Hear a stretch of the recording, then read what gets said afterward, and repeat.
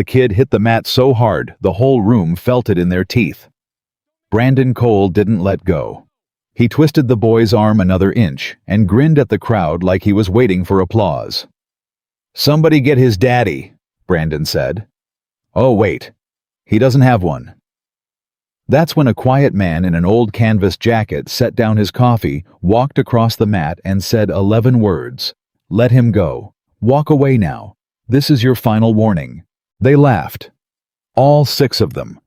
They saw a tired single dad with a lunchbox in his truck. They had no idea the Navy had a file on him and that the file was still classified. Before we start, tell me in the comments what city you're watching from. I want to see how far this story travels.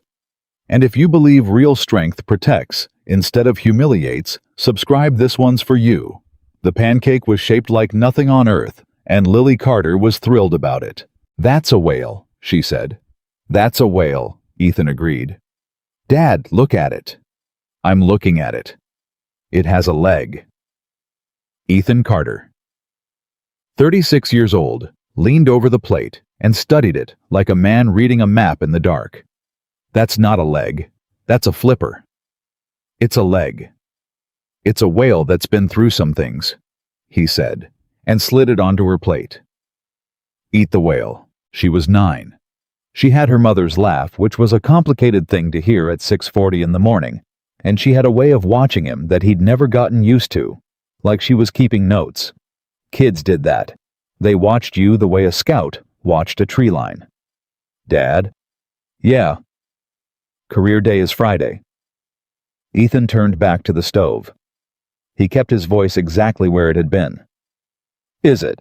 Mrs. Alvarez says parents come and talk about their jobs. Kayla's mom is a dentist. She's bringing free toothbrushes." Lily paused. "Which is not fair because free stuff is cheating." "That's true. That's cheating." "So what are you going to say?" He poured more batter. It hissed. "I'm going to say I teach people how to stay safe. That's it. That's it." "Dad, that's boring." "Yeah," he said. "That's the goal, sweetheart. Boring's the goal." She kicked her feet against the chair leg. 1, 2, 1, 2, the rhythm she made when she wasn't done with the subject. Ryan Petrie's dad was a Marine. He brought his uniform. It had all these, she made a shape at her chest with both hands, things on it. Ribbons.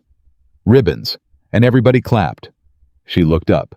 "Do you have ribbons?" Ethan flipped the pancake. It was a good flip. Nothing about him moved except his wrist. "Nope," he said. "But you were in the Army." "Navy. Same thing." "Do not," Ethan said, "ever say that in public." She grinned because she'd gotten what she wanted, a reaction small, warm hers.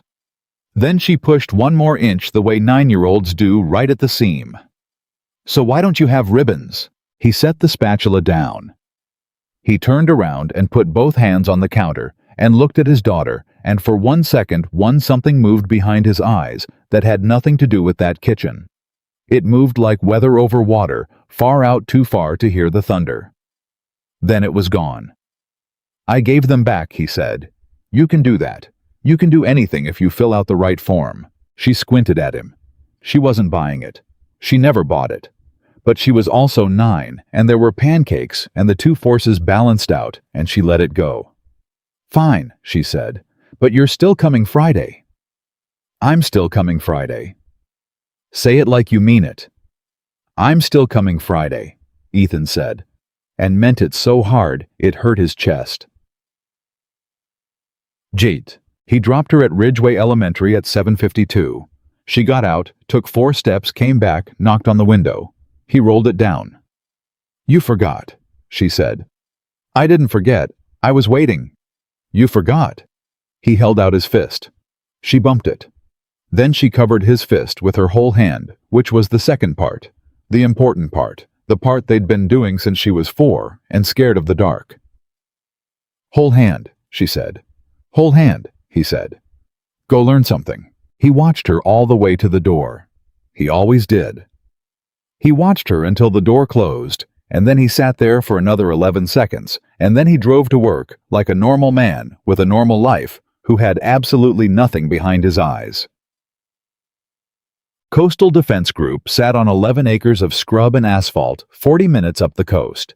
Cinder block, chain link, 2 mat rooms, a shoot house, a range, and a gravel lot that flooded every February. Rich men paid it a lot of money to make their security teams look serious. Cops came for continuing ed. Corporate types came for the t-shirt. Ethan taught a class called Escalation Control. Everybody at CDG called it Talky Hands. Ethan didn't mind. Denise Ruiz was at the front desk when he came in, and Denise Ruiz was not okay. She was smiling. That was the tell. Denise had a real smile. A big one, the kind that took her whole face. And this wasn't it. This was the one she wore over something. "Morning, Carter?" "Morning." He stopped. He didn't look at her too hard. He'd learned a long time ago that the fastest way to make somebody hide is to stare at where they're bleeding. "Coffee any good today?" "It's brown." "That's all I ask." He poured a cup. He waited. Denise had 3 kids and a mortgage and 18 months left on a car she hated, and she'd worked that desk for 6 years, and she had never once in Ethan's memory said no to a shift. "Hey," she said. "Casual. Too casual. Do you know is there like a form for when somebody says something?" Ethan kept his eyes on his coffee. "What kind of something?" "It's nothing. It's a joke thing." "Okay. Cole. He's—" She stopped. She laughed a little, and the laugh was worse than the smile. "He asked if I got the desk job because of my English or because of my—" She stopped again. She waved her hand. "You know, in front of the 8 o'clock group, and everybody laughed, and I laughed too, because what am I going to do, right?" Ethan set the coffee down. He didn't set it down hard. That was the thing about Ethan Carter, that nobody at that academy had ever noticed. He never did anything hard. He set the cup on the counter with the exact softness of a man setting down a sleeping baby, and Denise looked at his hand doing it, and something in her stomach went cold, and she didn't know why. "There's a form," Ethan said. "It's called an incident report. Ray keeps them in the green binder behind you. Second shelf. I'm not trying to make a whole— Denise. It's not worth my job, Carter. I've got Marisol's braces. Denise." He said her name the 3rd time, and it wasn't loud, and it stopped her cold. "Second shelf. Green binder. And if Ray gives you 1 ounce of grief about it, you tell him to come find me." She stared at him. "Why would Ray care what you think?" Ethan picked his coffee back up. "He wouldn't," he said. "Fill it out anyway."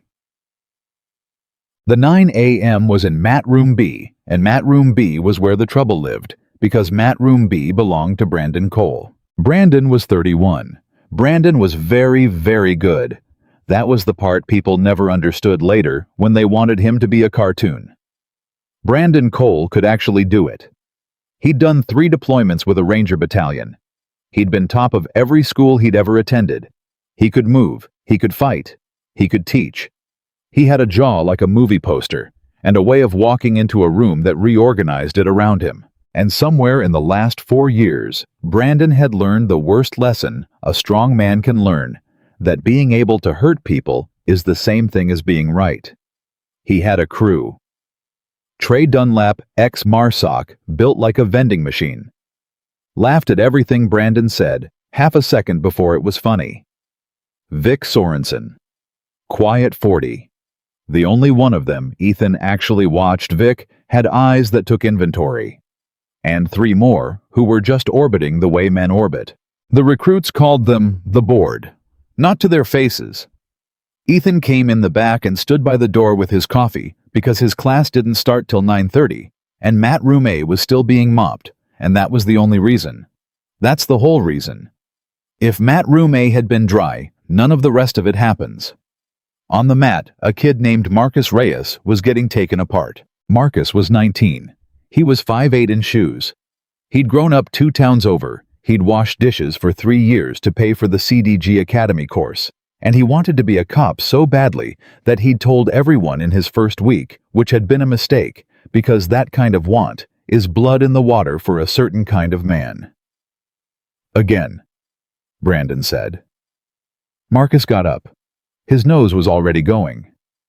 Again. Marcus set his feet. Brandon put him down.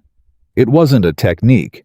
It was just weight and reach, and a shove at the exact moment Marcus's foot left the mat, and Marcus went down on his shoulder, and 11 guys around the edge of the mat made a noise like a crowd at a ball game. You know what your problem is, Reyes? Brandon crouched next to him. Friendly. That was the sick part. Brandon was always friendly. You're a nice kid. Nice kids die. Nice kids get their partner killed. Yes, sir. Get up. Marcus got up. Brandon put him down again, and this time Marcus's head bounced, and Ethan Carter's hand tightened maybe 1/8 of an inch around a paper cup.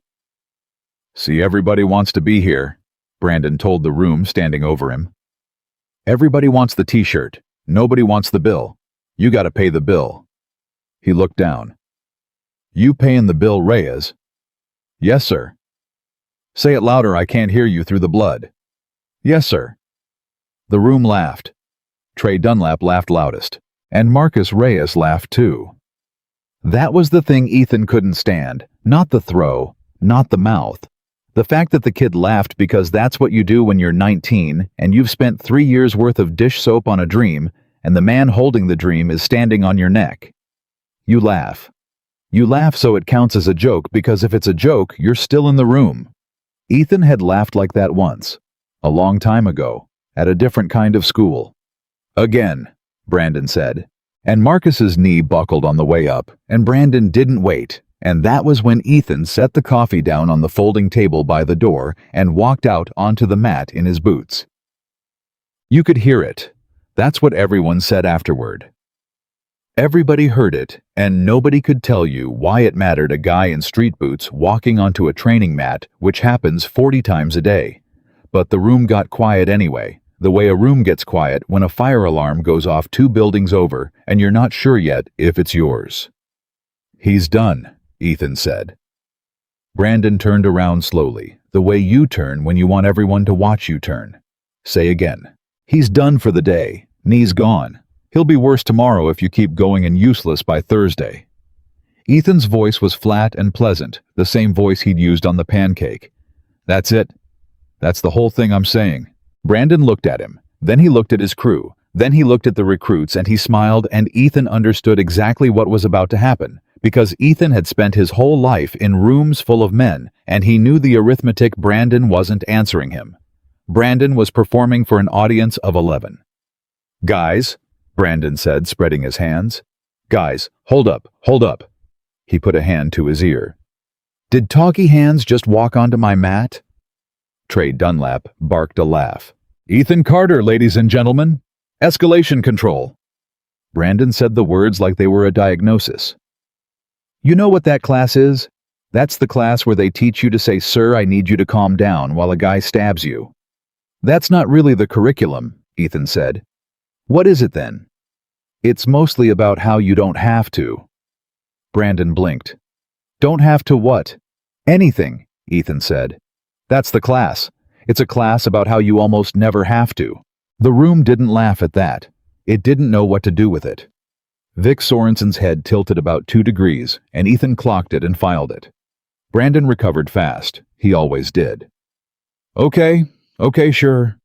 He walked a slow half circle, and Ethan turned with him, not squaring up, just turning casual the way you turn to keep talking to somebody. But his feet did something. They did something small and specific, and Vic Sorensen looked down at Ethan Carter's feet and frowned. Reyes, Brandon called. You want to go home?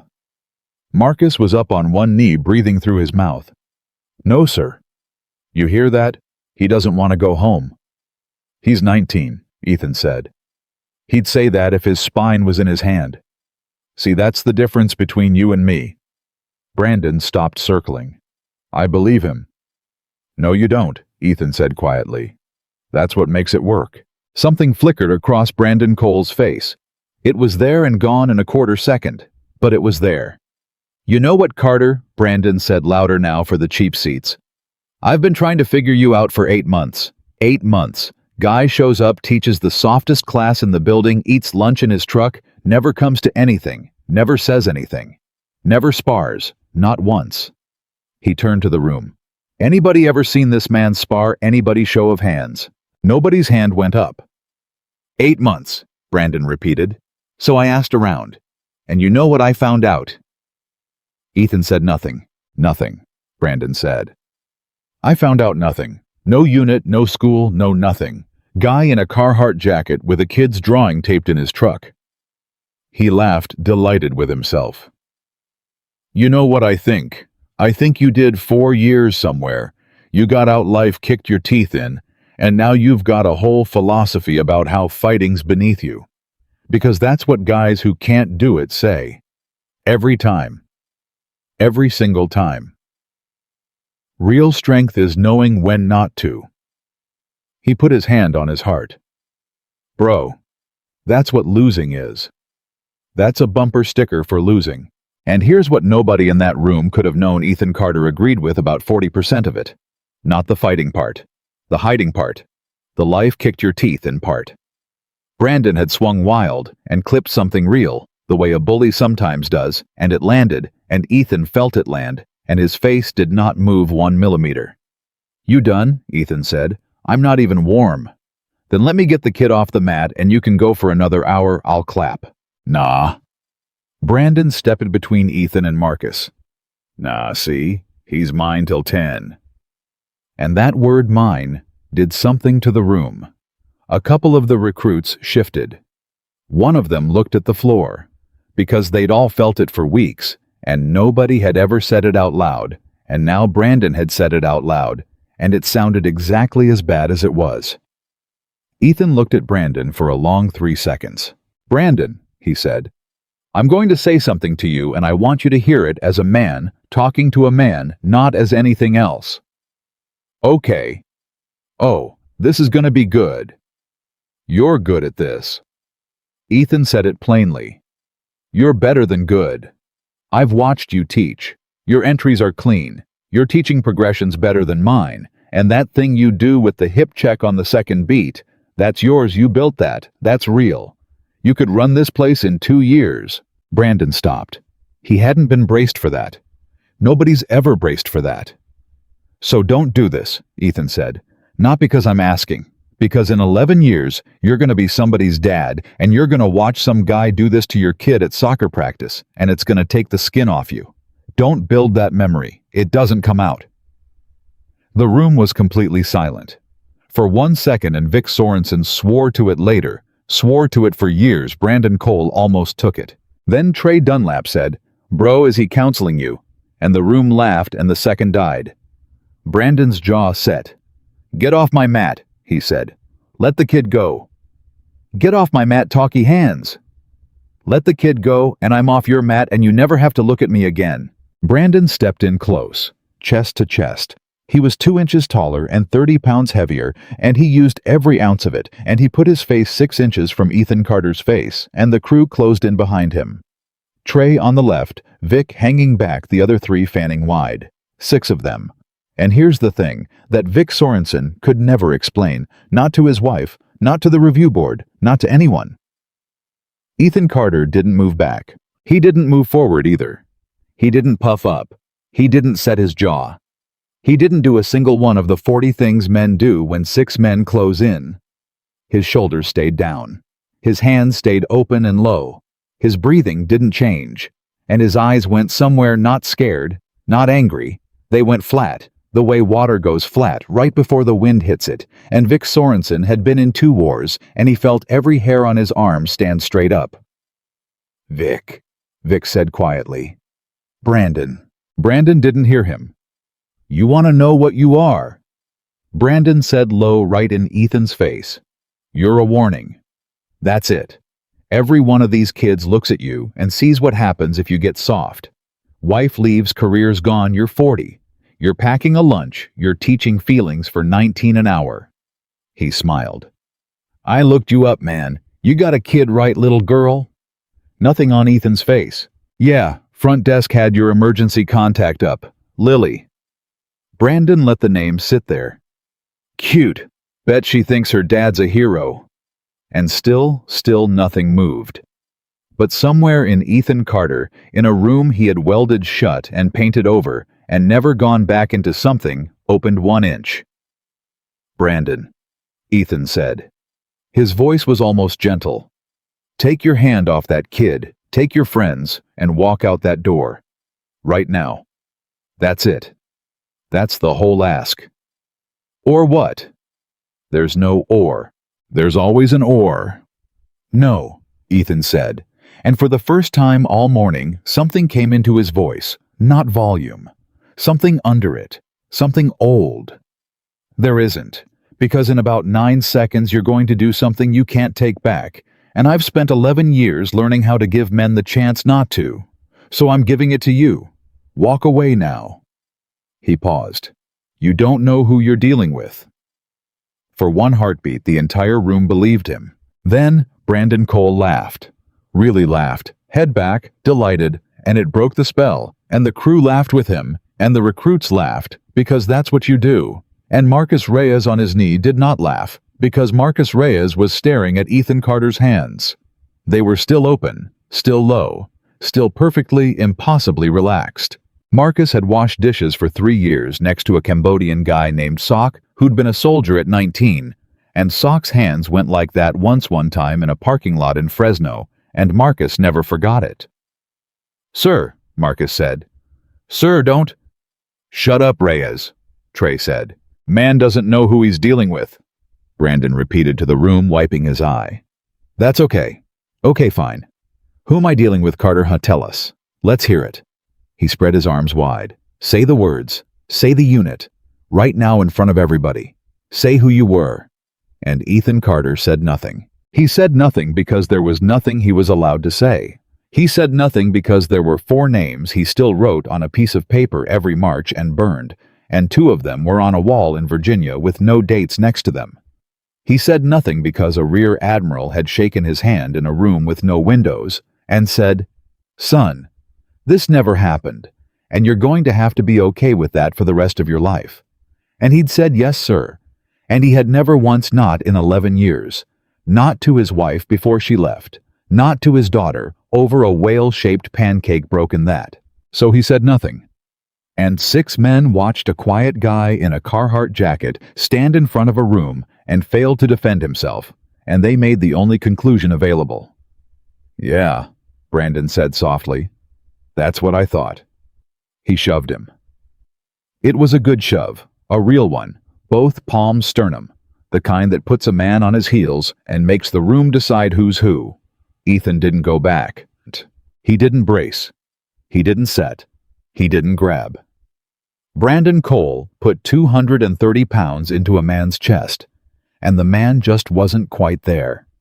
And Brandon's hands slid off something that had already turned 2 inches, and Brandon's own weight took him a half step forward, and for one humiliating instant in front of 11 recruits, Brandon Cole stumbled. The room made no sound at all. Brandon's face went the color of a brick. "Okay," he said. "Brandon," Vic said. "Brandon. Hey, hey." "Okay," Brandon said, laughing now, and it was the wrong laugh, the one that comes out of the wrong place. He was already rolling his shoulders. Trey was already moving left. The other 3 were already spreading, and Marcus Reyes was already crawling backward off the mat. And Denise Ruiz was already standing frozen in the doorway with a green binder in her hands. "Last chance," Ethan said. He said it to all of them. He said it quietly, and he said it the way a man says it when he's said it before, in other rooms in other countries, and watched what happened to the people who didn't listen. "This is your last chance to stop." Trey Dunlap grinned. "Or what, Dad?" And Ethan Carter closed his eyes. Just for a second. Just long enough to see a pancake shaped like a whale and a little hand covering his fist, and hear a voice saying, "Say it like you mean it." And then he opened them, and whatever had been living behind Ethan Carter's face for 11 years finally quietly came all the way to the front. Brandon Cole threw the first punch. Brandon Cole threw the first punch at 9:14 in the morning, and by 9:14 and 4 seconds, he was on the mat, wondering how the ceiling got there. Nobody saw it. That was the part that ate at them for months afterward. 11 recruits, 5 instructors, a woman in the doorway holding a green binder. And not one of them could tell you what happened. Trey Dunlap swore Ethan grabbed the wrist. Vic Sorensen swore he never touched the wrist at all. A recruit named Ostrowski said and kept saying that Carter just kind of leaned and everybody told Ostrowski to shut up, and Ostrowski was the only one who was right. Brandon hit the mat flat on his back with his own arm folded across his own throat, and Ethan Carter's forearm resting on it like a man leaning on a fence rail.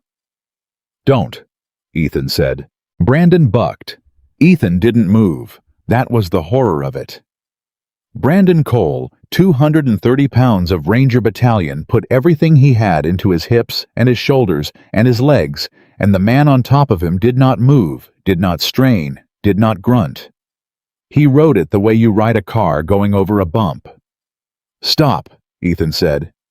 "You're going to hurt your shoulder. It's not worth your shoulder." Trey came in from the left. Ethan let go of Brandon. That was the thing. He let go. He gave up the pin, gave up the win, gave up everything because Trey Dunlap was coming, and Ethan Carter had exactly one rule left in the world, and it was that nobody got seriously hurt in front of 19-year-olds.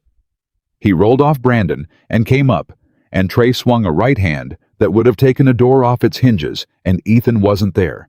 And then Trey's own arm was somewhere it shouldn't be, and Trey was walking sideways very fast toward the wall, padding with a look of enormous confusion on his face. And he hit it, and he sat down. "You okay?" Ethan asked him. Trey said something that wasn't a word.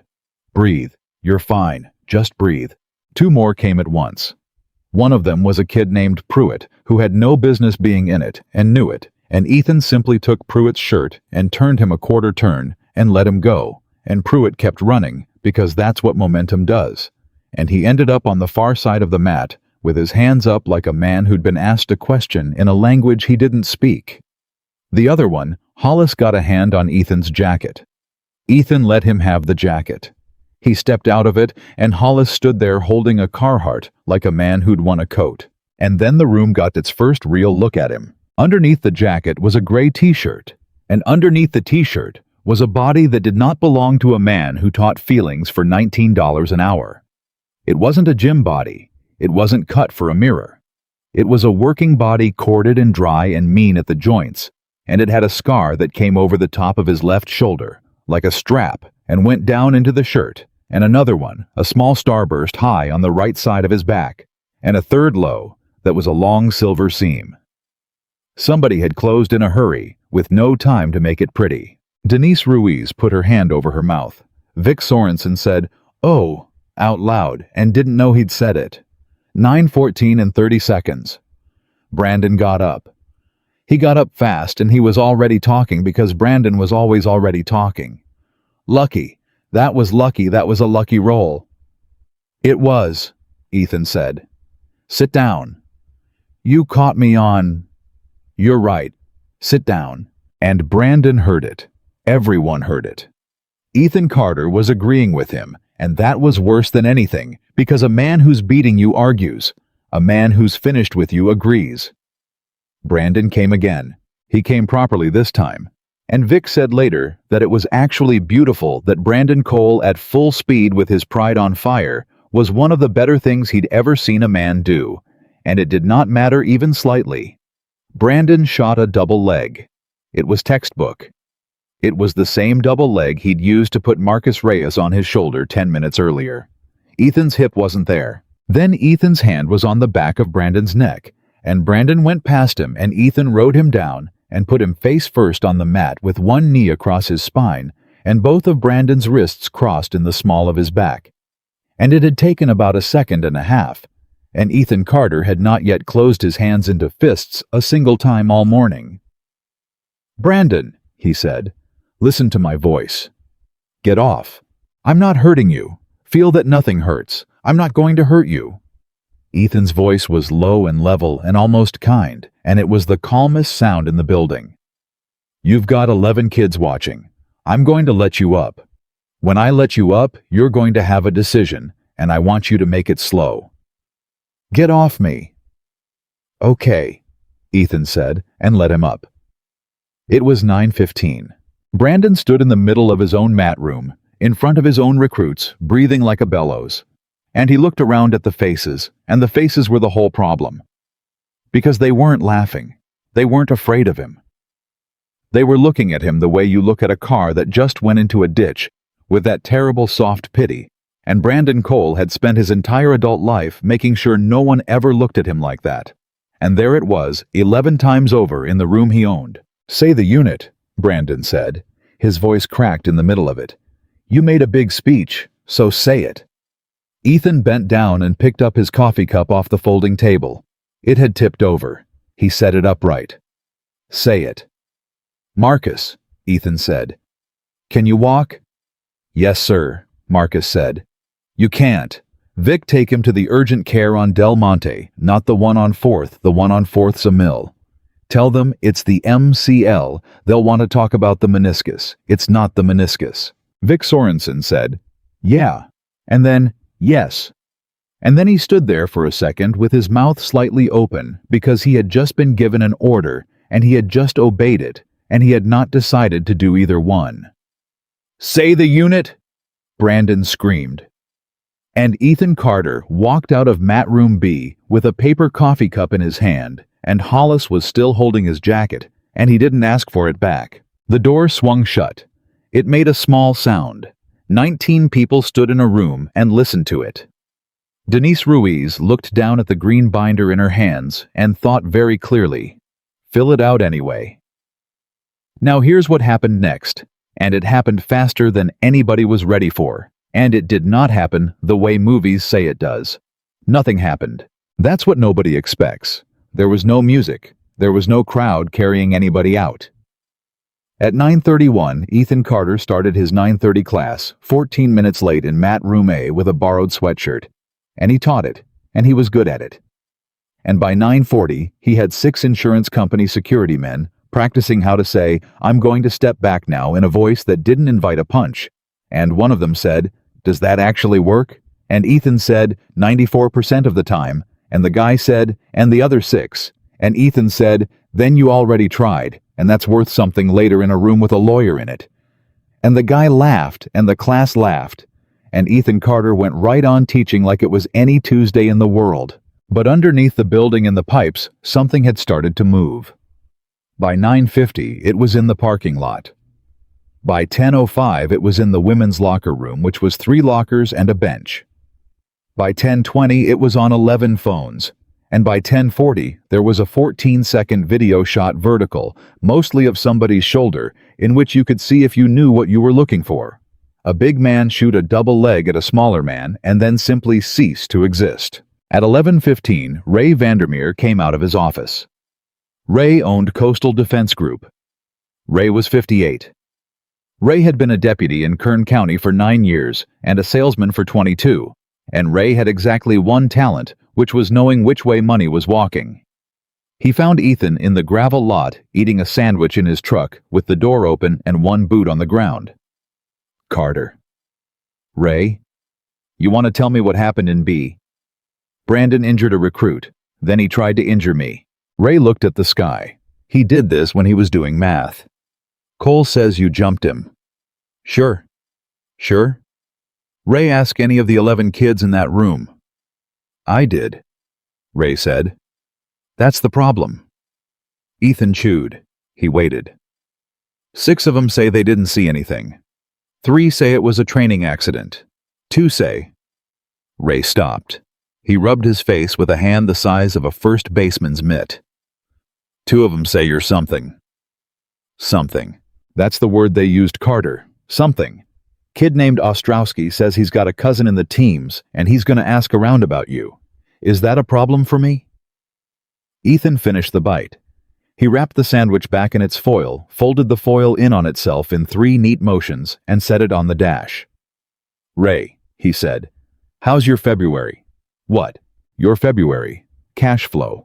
It's July, so you've got 2 big corporate contracts you're chasing for the fall, and the sheriff's continuing ed renewal comes up in October, and you've got a note on the shoot house." Ethan looked at him. and a sheriff's department will forgive almost anything except a lawsuit with a hospital record attached. Ray Vandermeer stared at him for a long moment. Where'd you hear about the note on the shoot house? You told the whole break room in March. You were mad about the rate. Huh. Ray put his hands in his pockets. He looked at the chain link. Cole brings in the Hendricks account. That's 40% of my fall. I know. You bring in Talky Hands. I know that too. So you see my situation. I do, Ethan said.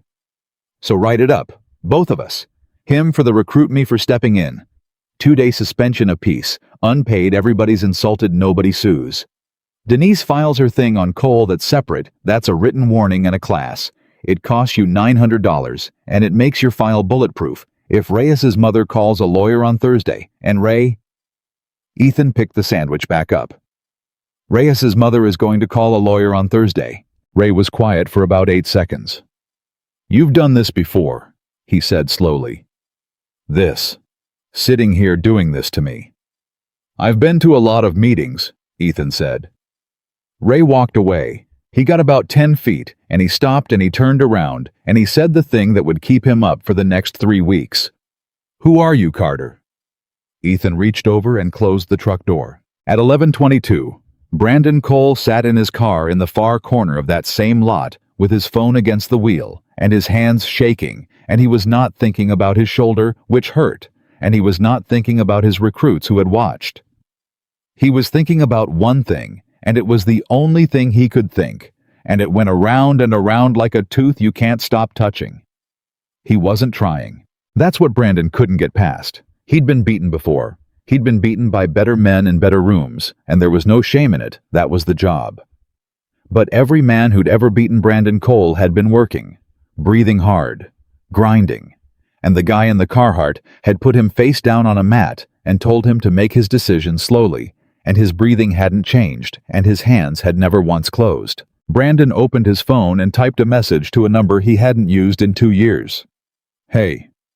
Long time. Question. You still know guys at the schoolhouse, 3 dots. Then Cole. Holy hell. Yeah, some. Why need to run a name? LOL. What did you do? Nothing. Guy at my job. Send it. Brandon typed Ethan Carter and looked at it, and it looked like nothing. It looked like a guy who fixes your dishwasher. He hit send anyway. Nothing came back for 4 minutes. Then nope. Nothing. Common name. You got a DOB or a rate number. Then good luck, man. There's 9,000 Ethan Carters. Brandon sat there. And here is the moment. This is the moment, and Vic Sorensen would have paid money to be in that car for it, where Brandon Cole almost let it go. He almost put the phone down. He almost drove to a bar and got a beer and let a bad Tuesday be a bad Tuesday. Instead, he opened his photos and scrolled back to a picture he'd taken at the CDG Christmas thing in December. A group shot he was barely in, and there in the background, out of focus, half turned away like always, was a man in a Carhartt jacket by the door with a paper cup. Brandon cropped it down to the face. Try this, he typed. Meanwhile, at 12:40, Marcus Reyes sat on a paper-covered table at an urgent care on Del Monte, with his knee in a brace, and a physician's assistant said, "So it's the MCL, grade 2. We're gonna want to look at the meniscus, though." "It's not the meniscus," Marcus said. "Well, we'd want to." "It's not the meniscus," Marcus said again, and he didn't know how he knew, and he was suddenly stupidly close to crying, and he didn't know why that either. Out in the waiting room, Vic Sorensen stood by the window with his phone in his hand and a text half written to his wife that just said "weird day," and he couldn't figure out how to finish it. Vic was 41. Vic had done things in Helmand Province that he did not discuss and would not discuss, and had made his peace with mostly. And Vic had exactly one skill left over from all of it that had never gone away. He could tell. He could tell. In a bar, in an airport, in a grocery store. There were people, and there were the other ones, and you could tell. Vic had been standing 8 feet away when Ethan Carter's eyes went flat, and Vic's whole body had known before his brain did, and that had not happened to him in 9 years. He typed, "I'll tell you tonight." At 1:15, Denise Ruiz walked into Ray Vandermeer's office and put a green form on his desk, filled out in blue ink in handwriting that got smaller as it went down the page. Denise. Second shelf, she said. It's the incident one. I checked. Denise, come on. Cole talks. Everybody knows Cole talks. Yeah, she said. She stood there. She stood there until Ray Vandermeer, who had made a career out of knowing which way money was walking, picked up the pen and signed the receipt line, and Denise took her copy and walked out and got about 4 steps down the hall before her hands started shaking, and it wasn't fear. At 2:30, Ethan Carter taught his last class. At 3:44, he pulled up outside Ridgeway Elementary and got out and stood by the fence like 11 other parents and watched the doors. And here's the thing about that fence, and it's the thing that no one at Coastal Defense Group would have believed if you'd filmed it. Ethan Carter at that fence was the least impressive man in California. He stood with his shoulders slightly rounded and his hands in his pockets. A woman named Karen from the PTA cornered him about the fun run, and he said, "Yes, sure, whatever you need," to every single thing she said, because he had no idea what she was talking about. A dad in a Padres hat asked him about the Angels bullpen, and Ethan said something so wrong about the Angels bullpen that the man physically stepped back. Then the doors opened and Lily came out at a dead run. "Dad." "Hey, hey, hey." She hit him at full speed and he caught her, and for 1 second he closed his eyes. "Guess what?" "What?" "I got picked for the thing." "What thing?" "The thing, Dad, the reading thing I told you about, the reading thing." And she was off, and he walked to the truck with her talking at 100 words a minute, and he heard every single word, because that was the other thing about Ethan Carter that nobody knew, which was that he never missed a word she said. Not one. Not ever. 11 years of listening for things in the dark had left him with exactly one gift, and he had turned all of it, every bit of it, onto a 9-year-old. She got in. She buckled. Then she stopped. "Dad?" "Yeah." "Where's your jacket?" He put the key in and looked at the windshield. "Guy borrowed it," he said. "Which guy?" "Guy at work." "When's he giving it back?" "Soon." Lily Carter looked at her father for a long, long moment, and she was 9, and she was not stupid, and she had a laugh like her mother and a way of watching him like she was keeping notes. "Okay," she said. And that was the last easy conversation Ethan Carter had for 6 weeks, because at 8:52 that night, Brandon Cole's phone lit up. It wasn't the friend from the schoolhouse. It was a different number one Brandon didn't have saved. The message said, "Where'd you get this picture?" Brandon typed, "Who is this?" "Where did you get this picture, Cole?" Brandon sat up on his couch. Ken gave you my number." 30 seconds. "Then delete it." "What? Delete the picture. Delete this thread. Don't send that face to anybody else. I'm not kidding, and I'm not being dramatic, and I'm not going to say it twice." Brandon stared at his phone. His mouth had gone dry in a way it hadn't since a road outside Kandahar. Is he a cop? Is that what this is? Is he a Fed? Nothing. "Hello?" "Nothing." Brandon typed, "He works at my gym. He teaches a de-escalation class. He drives a Tacoma. Whoever you think he is, you're wrong." The 3 dots came up. They stayed up for almost a full minute.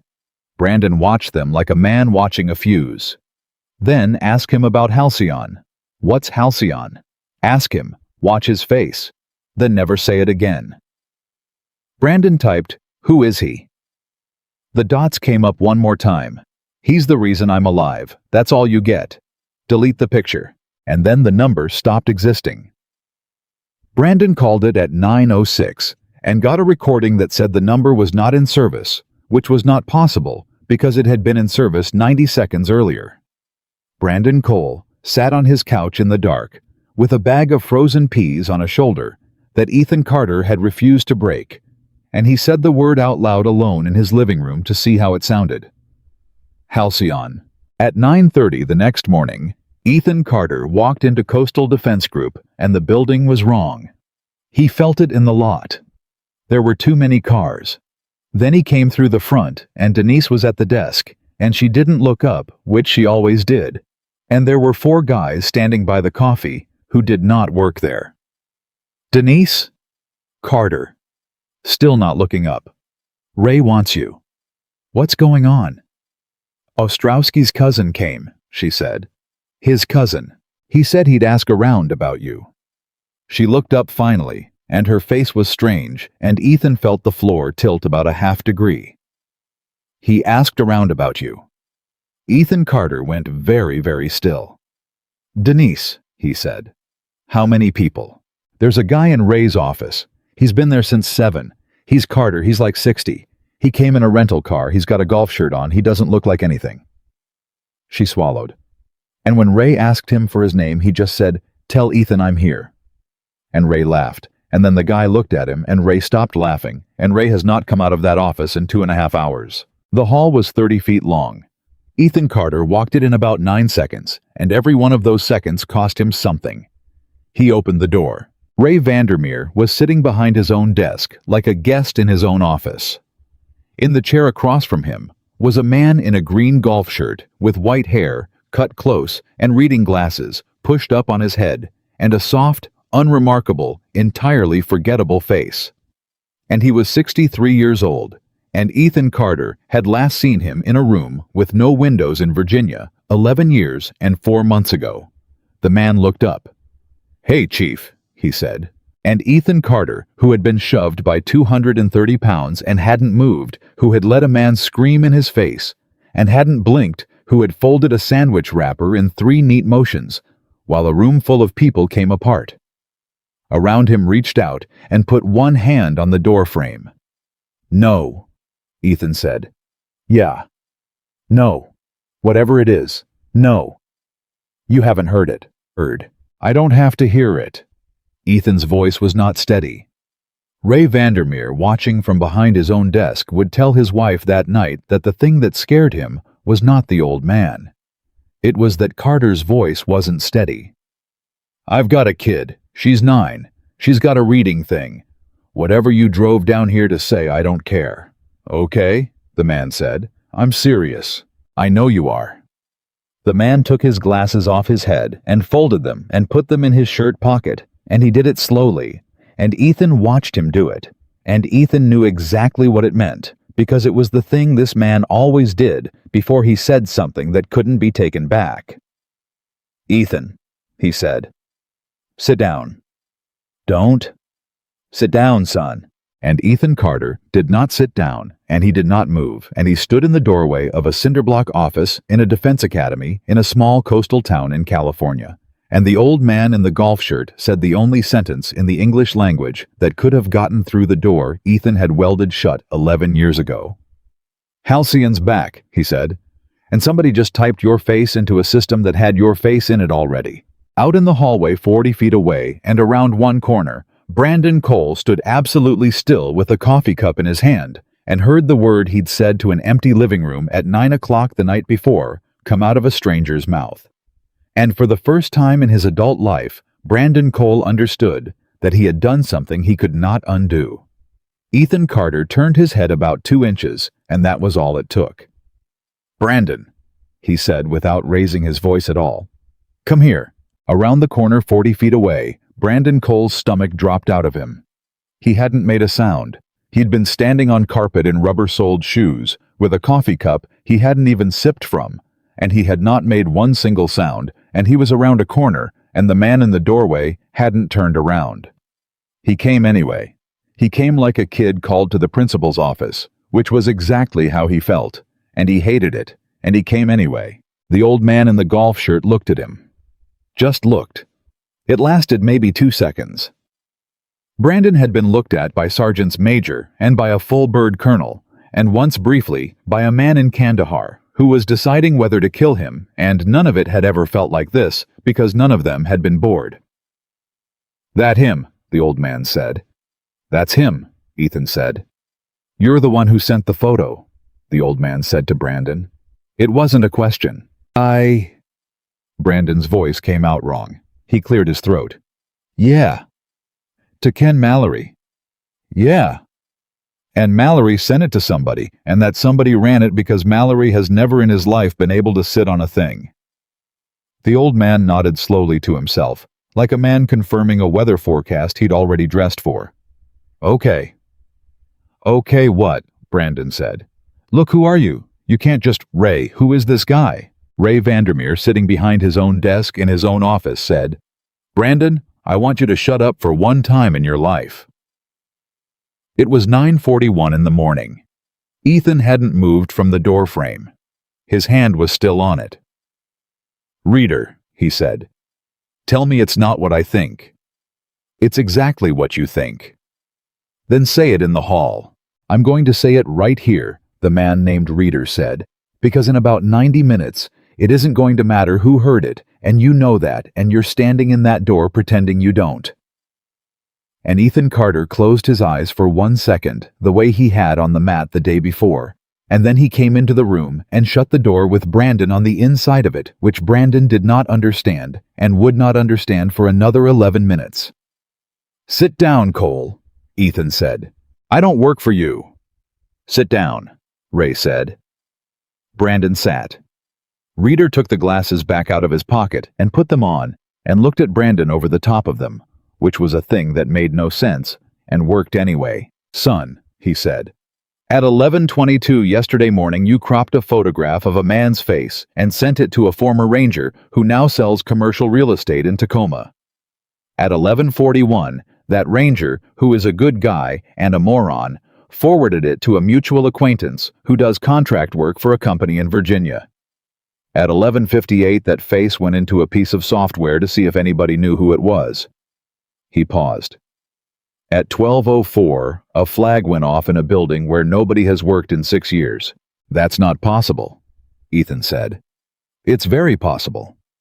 Halcyon was closed. I sat in the room. Fitzgerald sat there and told me it was closed and everything in it was gone. Fitzgerald lied, Reader said. To be fair to him, he lied because somebody lied to him. That's how it usually goes. The people who lie to you almost never know they're doing it, and that's what makes it work. Ethan put both hands on the back of the chair Brandon was sitting in. He didn't grip it. That was the thing Ray Vandermeer noticed, sitting 6 feet away, and he'd never forget it. The man's hands rested on the chair back like they were resting on a pew. How many names? Ethan said. 4. How many are alive? Reader didn't answer. Reader, how many are alive? 2, Reader said, as of Sunday. The room went absolutely silent, and Brandon Cole, who did not know one single thing about what was happening, felt every hair on his arms come up, because he'd spent his whole life reading rooms, and this room had just told him that somebody had died. Sunday, Ethan said. Sunday morning, Tucson. It's going down as a home invasion. It has a case number and a detective and everything, and the detective's a good one, and he's going to spend 6 months on it and get nowhere, and that's not an accident, that's the product. Reader took the glasses off again. Dale Whitcomb Ethan. And something happened to Ethan Carter's face. It wasn't much. Ray saw it and couldn't have told you what it was. Brandon saw it and knew exactly, because Brandon had seen his own father's face do it in a hospital corridor when Brandon was 14. Ethan Carter's face didn't crumple and didn't tighten. It just stopped. Every small automatic thing a face does. The little ongoing maintenance of being a person stopped, and for about 4 seconds there was nobody home. Then he said Dale had a farm. He had a farm. He had a farm reader. He had goats. He sent me a picture of a goat in a wheelbarrow. Ethan's voice was very quiet and very reasonable, and it was the worst thing Brandon had ever heard. In April, he sent me a picture of a goat in a wheelbarrow in April. I know. Why? Because whatever we did in that valley in 2015, Reader said, somebody's finally in a position to be embarrassed by it. And embarrassed men with money don't hire assassins. That's a movie. They hire lawyers, and the lawyers hire investigators, and the investigators subcontract. And about 4 steps down the chain, there's a guy who used to be somebody like us, and he doesn't need it. Explain to him, and that's the whole machine. Nobody ever gives an order. It just happens, and everybody's hands are clean, and a man with goats is dead on a Sunday. It was 9:47. Ethan said, "Who's the fourth?" "You don't want to know." "Reader." "Meyer," Reader said, and Ethan Carter laughed. It was the first time anybody at Coastal Defense Group had ever heard him laugh, and it came out of him like something breaking, and Ray Vandermeer physically flinched. "Meyer," Ethan said. "Meyer's the one who's embarrassed. Meyer sits on 2 boards and has a foundation with his name on it and a wing of a hospital in Charlotte," Reader said. And in 015, Meyer was a lieutenant commander who made a phone call, and 4 men and 1 interpreter did what that phone call said. And one of those men is on a wall with no date.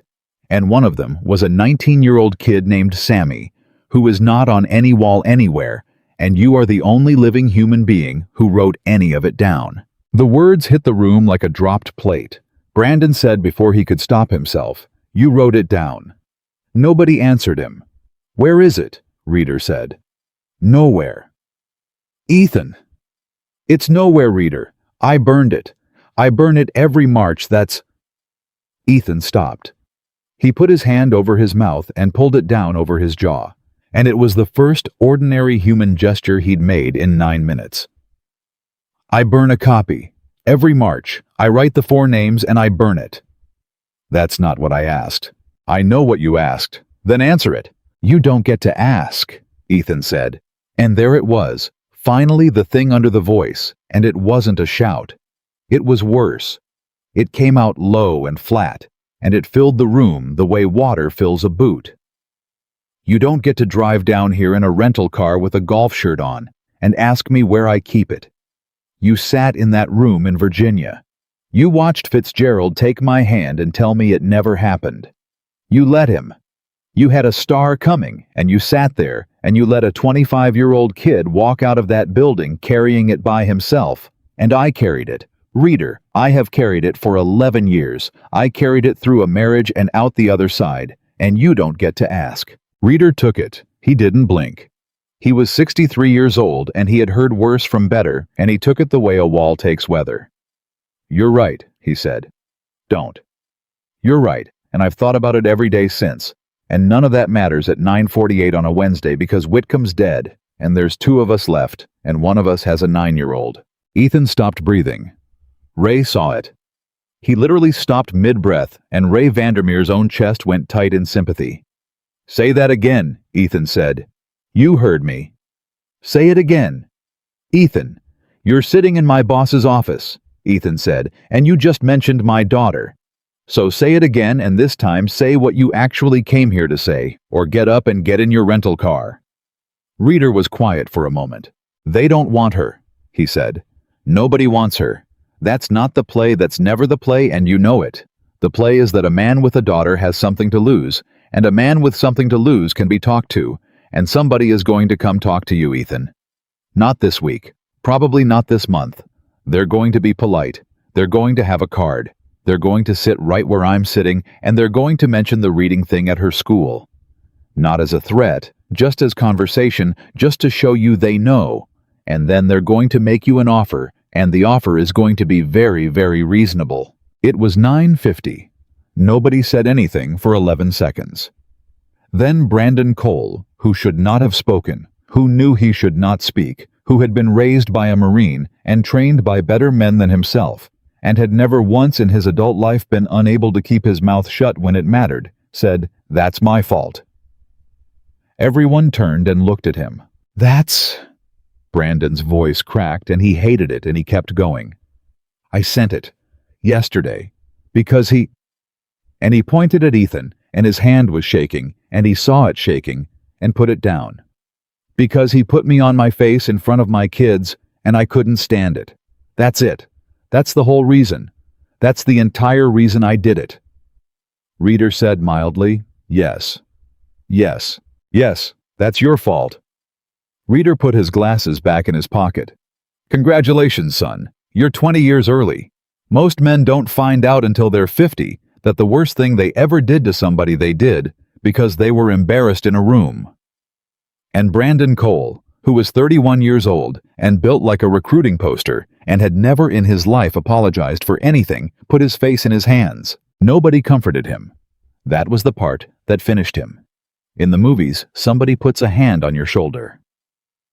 3 men sat in an office and let him sit there with his face in his hands because they had things to do. "How long do I have?" Ethan said. "Before somebody knocks on your door." "Weeks, before the flag turns into a phone call from a very nice lawyer days." Reader stood up. He was shorter than everybody expected. "But Ethan, that's not why I drove 11 hours. "Then why did you?" "Because Whitcomb called me on Saturday night," Reader said, "and I let it go to voicemail." The room got quiet again, and this quiet was different, and Ethan Carter went and sat down on the edge of Ray Vandermeer's desk like a man whose legs had been taken away from him. "Reader." He left 41 seconds. He said, "Hey Chief, it's Dale, no emergency. Give me a shout when you can. I've been thinking about Sammy." Reader's voice did not change at all, which was how everybody in the room knew what it was costing him. 41 seconds. "And I was at my grandson's baseball game and I thought I'll call him Monday." Reader. "So I'm not here because of a flag and a computer," Reader said. "I'm here because I've got a voicemail I can't delete and I can't listen to. And I sat in a rental car in that parking lot for 2 hours this morning trying to decide if I was allowed to knock on the door of the one guy I already failed." Ethan looked at the floor. "That's the whole thing," Reader said. "That's the entire speech. I practiced it in the car. It was a good speech." "It was terrible. It was pretty bad," Ethan admitted. And the two of them sat there, and something passed between them that had 11 years and 2 dead men in it. And Ray Vandermeer, who had been a deputy in Kern County for 9 years and a salesman for 22, understood for the first time in his life that he had spent 31 years around people who were pretending, and he was looking at 2 people who weren't. It was 9:58. "Okay," Ethan said. He stood up. "Ray." "Yeah." "I need Friday off." Ray Vandermeer opened his mouth and what came out was, "You need anything." "Just Friday." "Carter, I've got—" Ray stopped himself. Something in him had shifted about 4 minutes ago and had not shifted back. "Yeah. Friday. Take the week." "Just Friday. Friday's career day." And Ray Vandermeer, 58 years old, sat in his own office and had to look out the window for a second. At 10:04, Ethan walked out into the hall, and Denise Ruiz was standing there, with her hands full of nothing, pretending to look for something. "Denise." "I wasn't listening." "I know." "I was near it," she said. "I wasn't listening, but I was near it." "Denise, the green form. Did Ray sign it?" "Yesterday, 1:15. Keep your copy somewhere that isn't your car and isn't this building." She stared at him. "Carter, what is happening?" "Nothing that touches you," Ethan said. "I promise. Nothing that touches you." And then, because he could see her face, he added, "The form was the right thing. It was the right thing yesterday, and it's the right thing today, and none of the rest of this changes that. You hear me?" "Yeah." "Say it back." "It was the right thing," she said, and her voice broke on thing, and she was furious about it. "Okay," Ethan said, and went to teach his 10 o'clock. He taught it. That's the part nobody believes. He walked into mat room A at 10:09 with a borrowed sweatshirt and 6 insurance men and a woman from a bank, and he taught them how to hold a clipboard so it sits between you and a stranger without looking like a shield. And one guy said, "Why a clipboard?" And Ethan said, "Because a clipboard means your staff, and staff means there's a whole company behind you, and almost nobody wants to fight a company." And the guy said, "Huh," and wrote it down. At 11:30, Vic Sorensen found him in the gravel lot. Vic didn't say hello. He walked up to the open truck door and stood there and said, "I know what you are." Ethan kept chewing. "I don't know who," Vic said. "I don't want to know who. I've got a guy I could call and I'm not going to call him. But I stood 8 feet from you yesterday, and I know what you are, and I've got one question, and then I'll leave you alone forever." "Ask it." "Why de-escalation?" Ethan looked up. "Guys like you don't teach that," Vic said. "Guys like you teach shooting, or you teach nothing, or you go do contract work in a country I can't pronounce for 400 grand. You don't teach middle managers how to hold a clipboard in a strip mall for 19 an hour. So why? Ethan didn't answer for a while. Because I was good at the other thing, he said. That's not an answer. It's the only one I've got, Vic. Ethan set the sandwich down. There was a kid, 19. Not one of ours, he was ours, but not you, understand what I'm saying? Terp. Yeah, and there was a night where everything went sideways in about 4 seconds, and I was very, very good at what happened next, and I have been very, very good at it my whole life. And Vic. Ethan stopped. He looked out the windshield at the chain link. I did it right. That's the part. I want you to understand that. I did every single thing right by the book exactly the way I was trained, and I would do it the same way today, and the kid still died. Vic Sorensen didn't say anything. So you spend 11 years going backward through it, Ethan said. And you find out that everything that went wrong that night went wrong 9 hours earlier in a room, in a conversation, when a man with a phone was too proud to say, I don't know. It wasn't a shooting problem. It was never a shooting problem. It was a talking problem. And by the time it got to me, it was already over, and all I got to do was be excellent at the end of somebody else's mistake. He picked the sandwich back up. So I teach the talking, he said. That's it. That's the whole philosophy. Brandon thinks it's a bumper sticker for losing. That's fine. He's not wrong about anything except the order things happen in. Vic Sorensen stood in a gravel lot for a moment. For what it's worth, he said. When Reyes said it wasn't the meniscus, the PA got real snotty about it. And Reyes just kept saying it. Kid wouldn't budge. Vic almost smiled. It wasn't the meniscus. I know. Yeah, Vic said. That's the thing, isn't it? He walked away and got about 10 feet and turned around because apparently that was just what men did in that parking lot. Carter, whatever's coming. Vic. Just say it's not the kind where I should be looking at my kid's school. It's not that kind, Ethan said. It's the other kind. It's the kind with a card and a handshake and a very reasonable offer. Vic nodded slowly. That's worse. Yeah, Ethan said.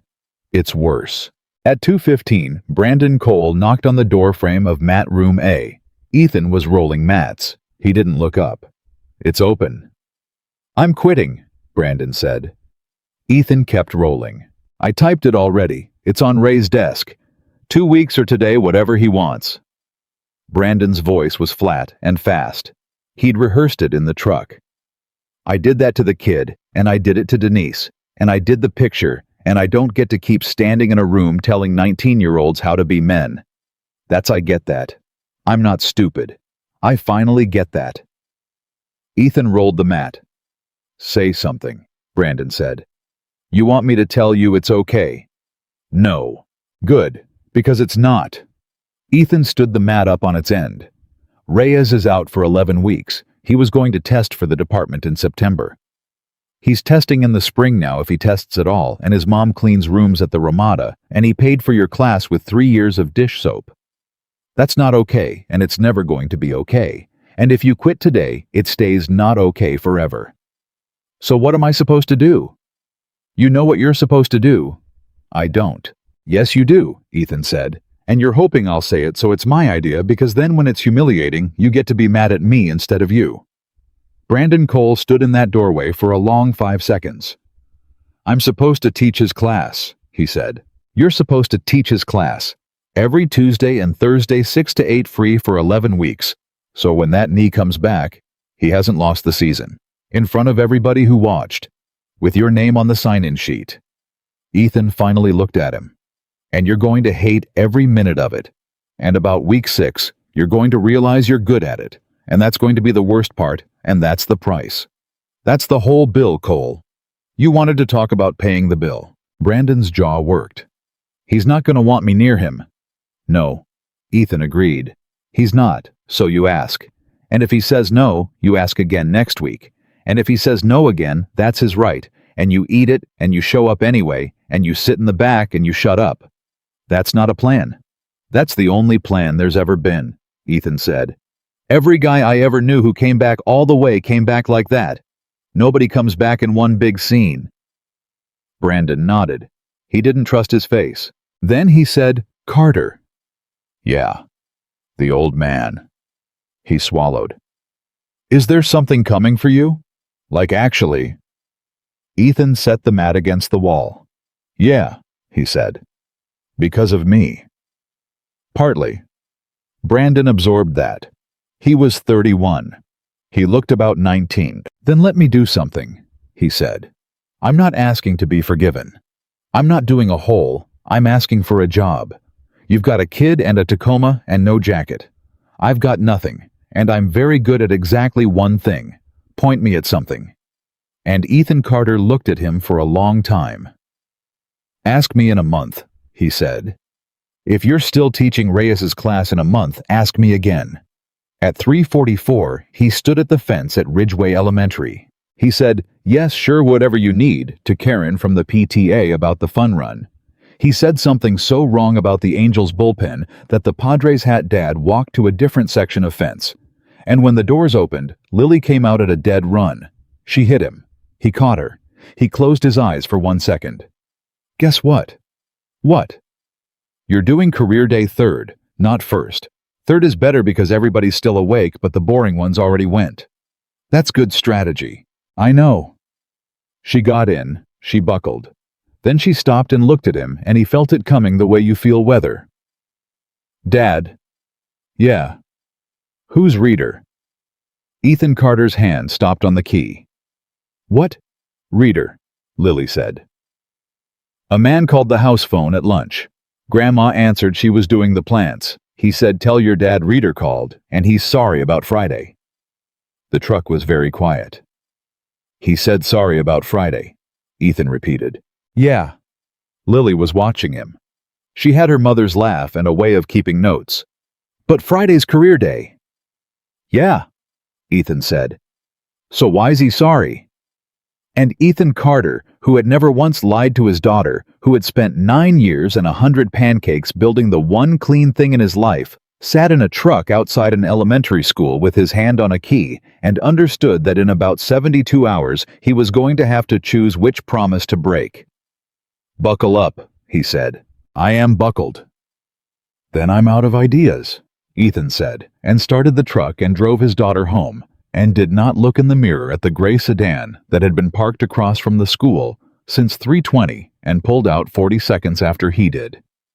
He drove 3 blocks the way he always drove them, and then he did something he hadn't done in 11 years. He turned right on Fulton instead of left. Dad, that's the wrong way. Taking the long way. Why? Because I want a milkshake, Ethan said, which was the first lie he had ever told his daughter, and it went into him like a splinter and stayed there for the rest of his life. The gray sedan did not follow him onto Fulton. It went straight. It was a good car and a patient driver, and it had never once been closer than a block and a half. And Ethan Carter drove to a Dairy Queen and bought a 9-year-old a chocolate shake at 3:58 in the afternoon, and watched a parking lot through a window for 11 minutes while she talked about a girl named Kayla who had said something unforgivable about horses. Dad, you're not listening. Kayla says her horse is a Friesian, but it's a Percheron. Lily stopped with the straw in her mouth. Okay, she said grudgingly. You were listening. At 4:20 he drove home. The sedan wasn't there. That was worse. That was much, much worse. And Ethan Carter knew exactly what it meant, because it meant they were not trying to hide and not trying to be seen, which meant they were being professional, which meant it was not the kind with a card and a handshake at all. At 8:40 that night, with Lily asleep, he called Reader. Reader picked up on the first ring, which meant he'd been sitting with the phone in his hand. You called my house, Ethan said. I called your house. You talked to my mother-in-law. I talked to a very nice woman named Pat, who told me about her plants for 4 minutes. You gave her your name, Reader. Yes, Reader said. Ethan stood in his own kitchen with his hand flat on the counter. Say it, he said. I gave her my name because I wanted your daughter to say it out loud to you in a truck, Reader said. Because if I'd said it to your face in that office, you'd have found 9 reasons to be somewhere else on Friday, and if a 9-year-old says it, you have to actually look at it. That's a cheap trick. It's the cheapest trick I know. I've been doing this since before you could drive, and I have never once been ashamed of a thing I did the way I'm ashamed of that, and I'd do it again tonight." The refrigerator hummed. "What's Friday?" Ethan said. "Friday is Myers Foundation thing, in Monterey. It's a lunch.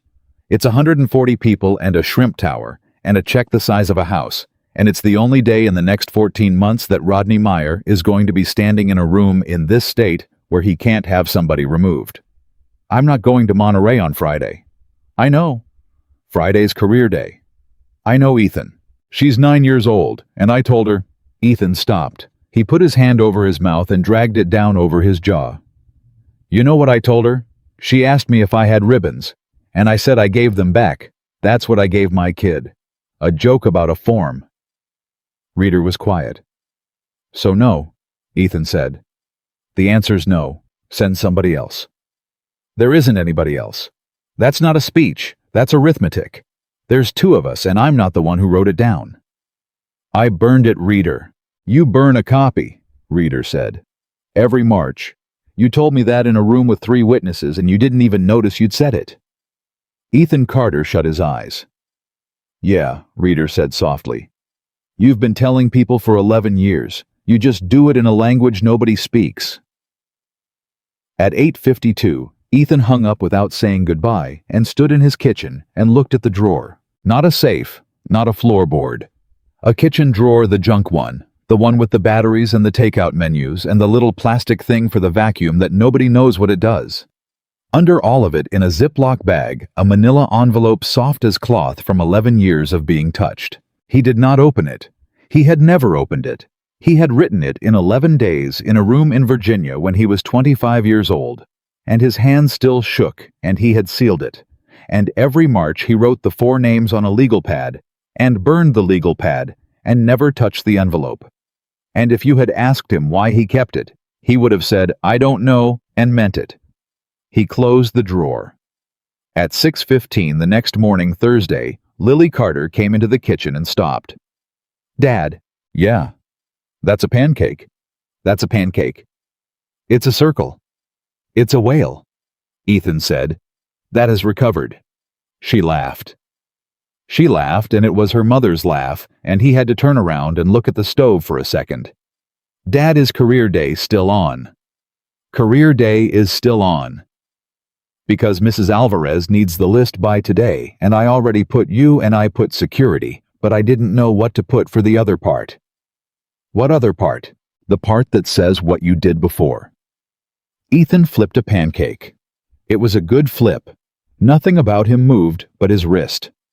"Put Navy," he said. Lily Carter's fork stopped. "Really?" "Yeah. Just Navy. Just Navy," he said. "That's the whole thing that's true." At 9:05 Thursday, Coastal Defense Group had a visitor, and this one didn't ask for Ray. Denise Ruiz looked up, and there was a woman at her desk. 50s, tan blazer, a leather folio, and a lanyard with a plastic pouch, which is a thing people wear when they want you to believe they've been badged somewhere. "Hi, I'm looking for Ethan Carter." "He's in a class till 10. I'll wait. I'm early." The woman smiled, and it was a good smile, a real one, and she took a chair in the little lobby with the water cooler and the 2 dead plants, and she sat there like a person waiting for a dentist. She had a book. She read it. At 9:20, Denise walked down the hall past Mat Room A and did not stop and did not look in, and went into the supply closet and stood there for a second, and then came out and went to Ray's office. "Ray." "Yeah. There's a lady in the lobby for Carter." "Okay." "Ray," Denise said. "She's got a lanyard with nothing in it." Ray Vandermeer looked up.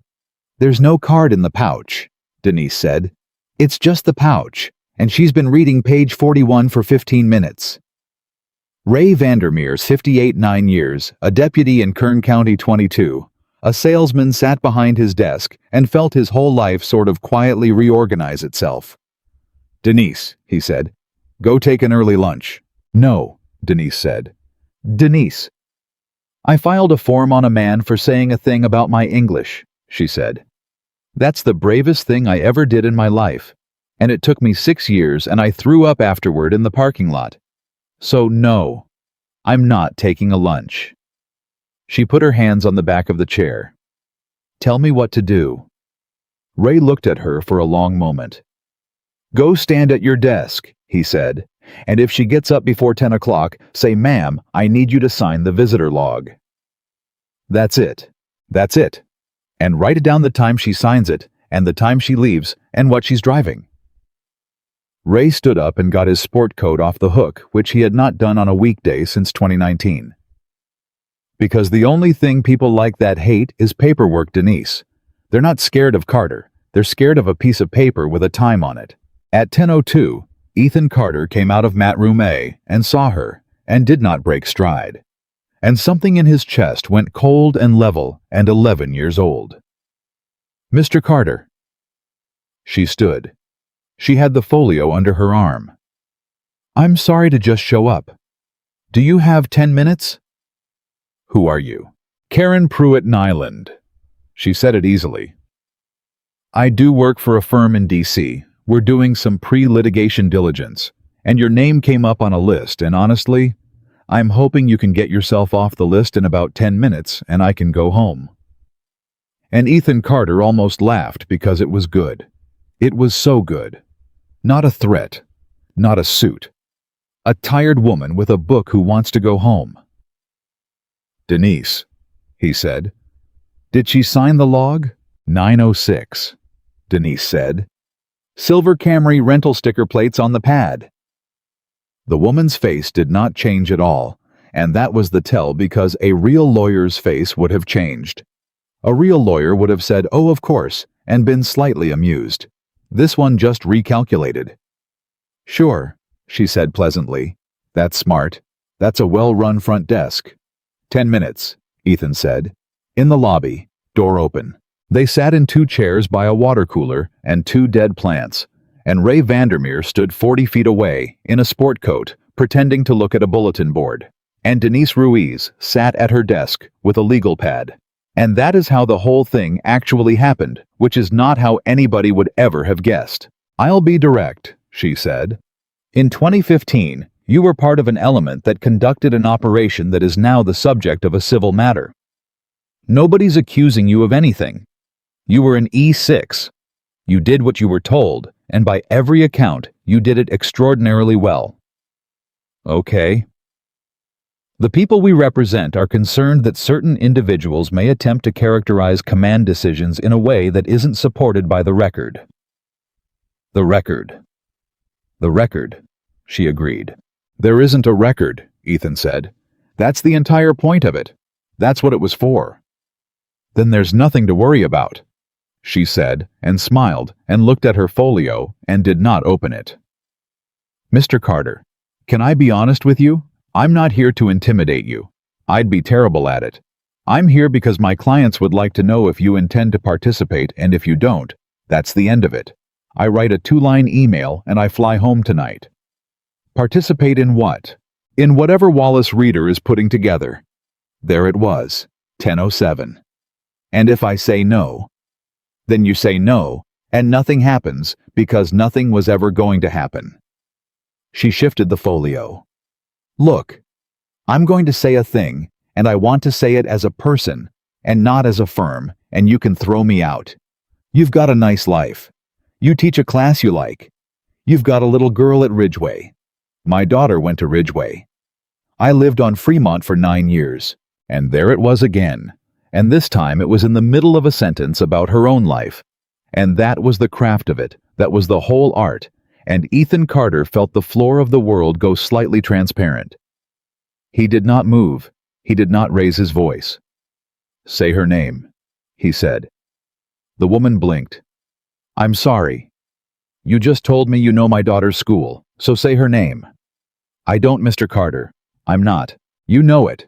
It's in front of you in that folio, and you've had it since Monday, and you were told to work it in around minute 8, and you did it at minute 9, because you're better than the people who trained you."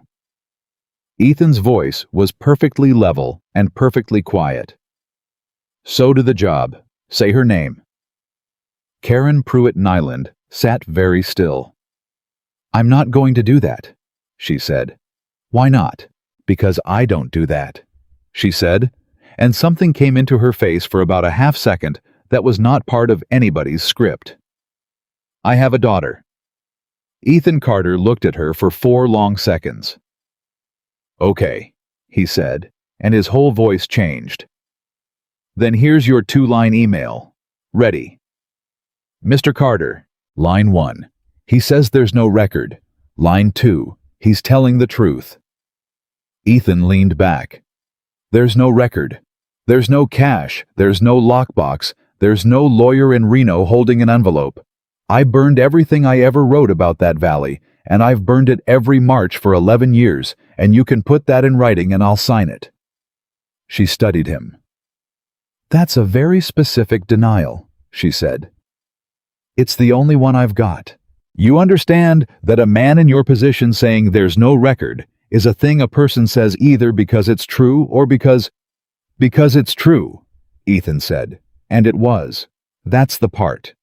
That was the thing nobody, not Reader, not Meyer, not a firm in D.C. with a lanyard and a Camry ever understood about Ethan Carter, and it was the only card he'd ever held.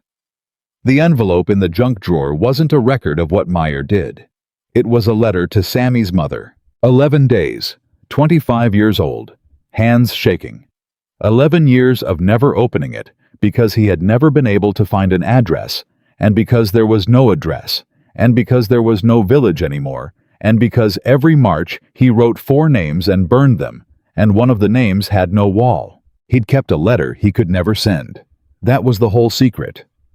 That was the terrible, stupid human thing at the bottom of 11 years and a 140-person foundation lunch and a shrimp tower and a woman with a book had all been assembled around a manila envelope full of an apology. "Okay," Karen Pruitt Nyland said at 10:14. She stood up. She put her card on the water cooler, and it was a real card, and that was somehow the worst thing that had happened all week. "Thank you for your time." She got 4 steps. "Ms. Nyland." She turned. "The one on Fremont," Ethan said. "Or your daughter's school. One of them's not true. That's fine. I don't care which." He stood up. "But when you get in the car, I want you to notice that you had to make one of them up, and I want you to notice that I didn't." She left at 10:16. Denise wrote it down. At 10:31, Ethan Carter walked out to the gravel lot and called Reader and said one sentence. "I'm not going to Monterey."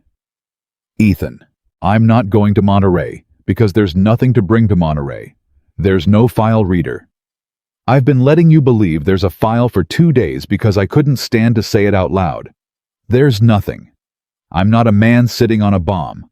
I'm a guy with a letter." Silence on the line. 11 seconds of it. "A letter," Reader said, to his mother. More silence. 11 years, Reader said. 11 years. And then Wallace Reader, 63, who had sat in a room in Virginia and let a 25-year-old walk out of it carrying the whole thing, made a sound on the phone that Ethan Carter had never heard him make. "Then that's the file," Reader said. "What? That's the file, son. That's exactly the file." His voice was ragged and getting stronger. "You think Meyer's afraid of a document. Meyer's got 11 lawyers. A document is Tuesday for Meyer. Ethan Meyer has spent 11 years in a hospital wing making sure nobody ever says the kid's name in a room with a microphone in it." Reader, Whitcomb was thinking about Sammy. "That's what the voicemail says. That's the last thing that man ever said to me." Reader was almost shouting now, and Reader never shouted. "Not the valley, not the phone call. Sammy. You've had the only thing that matters in a kitchen drawer for 11 years, and you thought it was garbage you couldn't throw away." Ethan Carter stood in a gravel parking lot with his hand on the roof of a Tacoma and could not speak. "Friday," Reader said. 12:30. 140 people. You don't have to accuse him of one thing. You don't say Halcyon. You don't say the Valley. You don't say a single word that's classified, because none of it is. The kid's name isn't classified. Ethan? The kid was nobody. That's the whole reason they could do it. You stand up in the Q&A, and you read a letter from a 25-year-old to a woman in a valley, and you sit down. And then what? And then 140 people who write checks find out what they've been writing checks about. Ethan closed his eyes. Reader, Friday at 12:30, I'm going to be sitting in a plastic chair in room 14 at Ridgeway Elementary. I know. Third, not first. Third's better because everybody's still awake, but the boring ones already went. Ethan, that's her strategy, reader. She has a strategy. She's 9 and she has a strategy about it. I know, son, reader said. I know. I've got a grandson and a baseball game and a voicemail I can't listen to. He let out a breath. Nobody's ever going to make this fair. You just have to pick which one you can live in. At 11:40, Brandon Cole did the hardest thing he'd ever done, and it took him 11 minutes to make himself get out of the truck. Marcus Reyes lived in a duplex behind a laundromat. His mother answered the door in her Ramada uniform and looked at the enormous man standing on her step and said, Yes, ma'am, my name's Brandon Cole. And her face changed. She knew the name. Of course she knew the name. Marcus had come home on a Tuesday with a brace on his leg and 11 weeks gone, and he had said the name in her kitchen. She did not slam the door. That would have been easier. She just stood there and let him stand there. Ma'am, I hurt your son, Brandon said. On purpose, not by accident. I want to say that in front of you and not in an email. Behind her from the couch, Ma, who is it? She didn't answer. She kept looking at Brandon. I'm teaching his section, Brandon said. Tuesdays and Thursdays, 6 to 8 free for 11 weeks, so he doesn't lose the September test. I mean, he already lost September, but so he's ready in the spring. And I know I don't get to ask for anything, and this isn't me asking. I'm just telling you it's happening, whether he comes or not. Why? She said. Ma'am. Why are you doing it? Her voice was completely flat. Because a lawyer told you to. No, ma'am. Because your boss told you to. No, ma'am. Brandon's throat closed. Because a guy told me I was going to be somebody's dad in 11 years, and I was going to watch some guy do this to my kid, and it'd take the skin off me. He couldn't look at her. And I already can't sleep, and it's only been 2 days. Angela Reyes stood in her doorway in her Ramada uniform for a long, long time. Marcus, she called without turning around. Come here.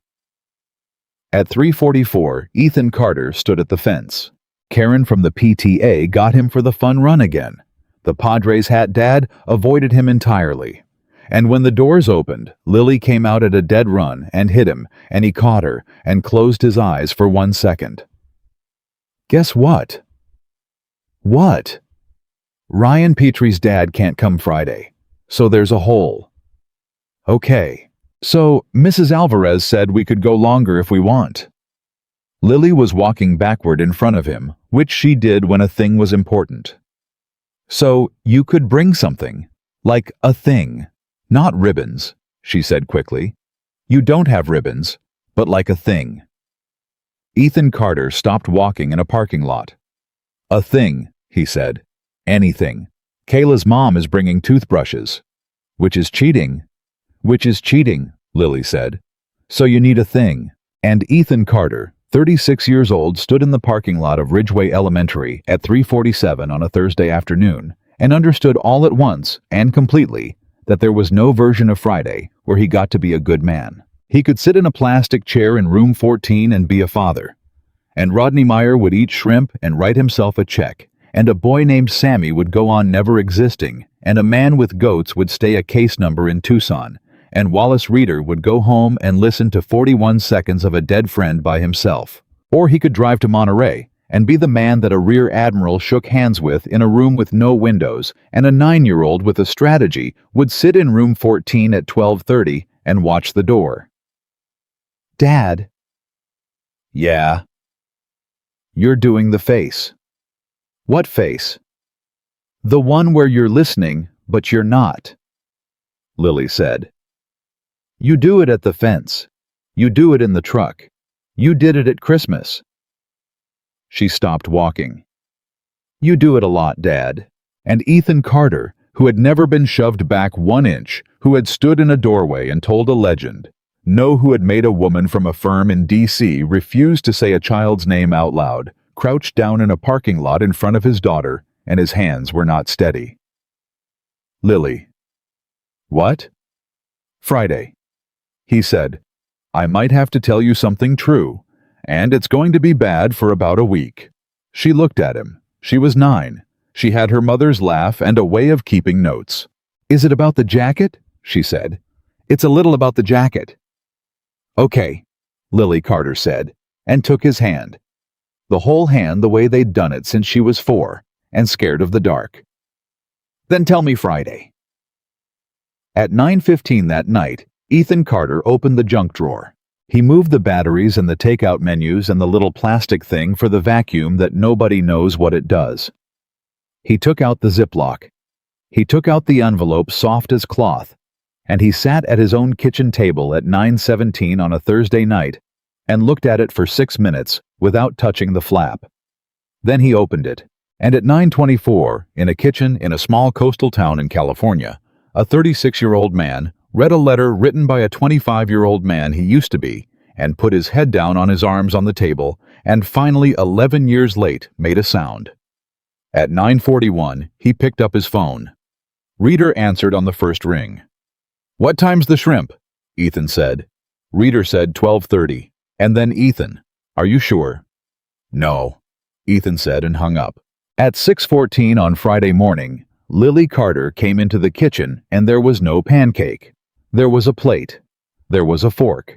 There was her father sitting at the table with his hands flat on either side of a manila envelope, and the stove was cold, and Lily Carter stopped in the doorway of her own kitchen at 9 years old and understood the way kids do instantly and completely, and without a single word being said, that today was the day.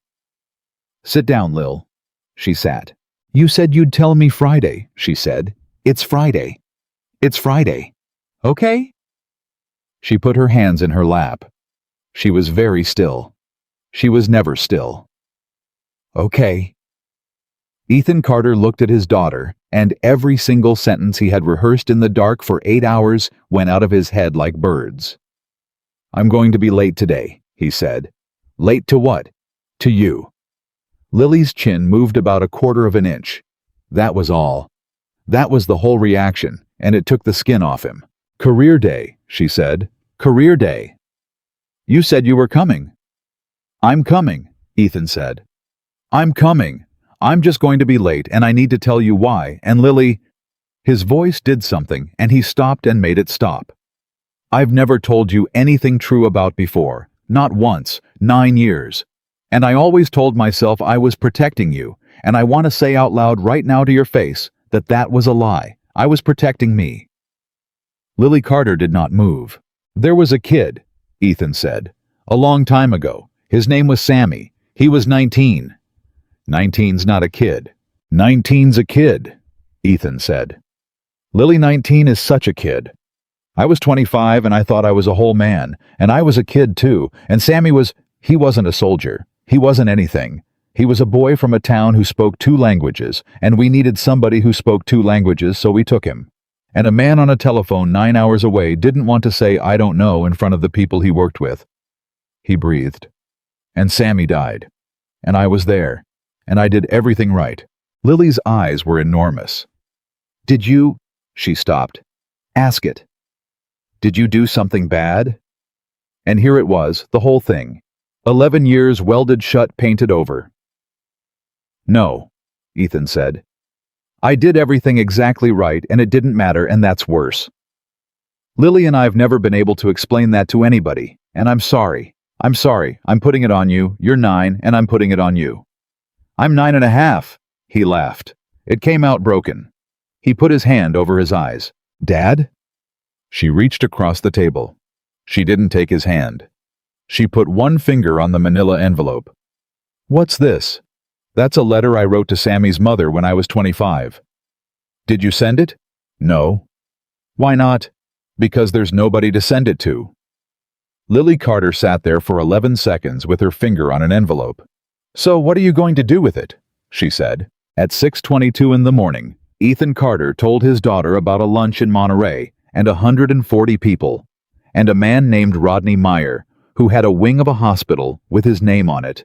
And he did not say Halcyon, and he did not say the Valley, and he did not say one single word that a rear admiral had told him he could never say. He didn't have to, because none of the classified part was the part that mattered. It never had been.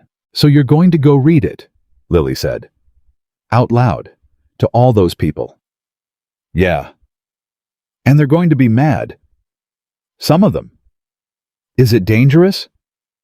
"No," Ethan said, and it was true, and it was the loneliest true thing he'd ever said. "That's the thing, sweetheart. It's not dangerous. It's just embarrassing. It's the most embarrassing thing I'll ever do in my life." "Then why do it?" And Ethan Carter looked at his kid. "Because his name is Sammy," he said, "and nobody has said it out loud in a room with a microphone in it for 11 years, and I'm the last one who can." Lily Carter got up out of her chair. She walked around the table.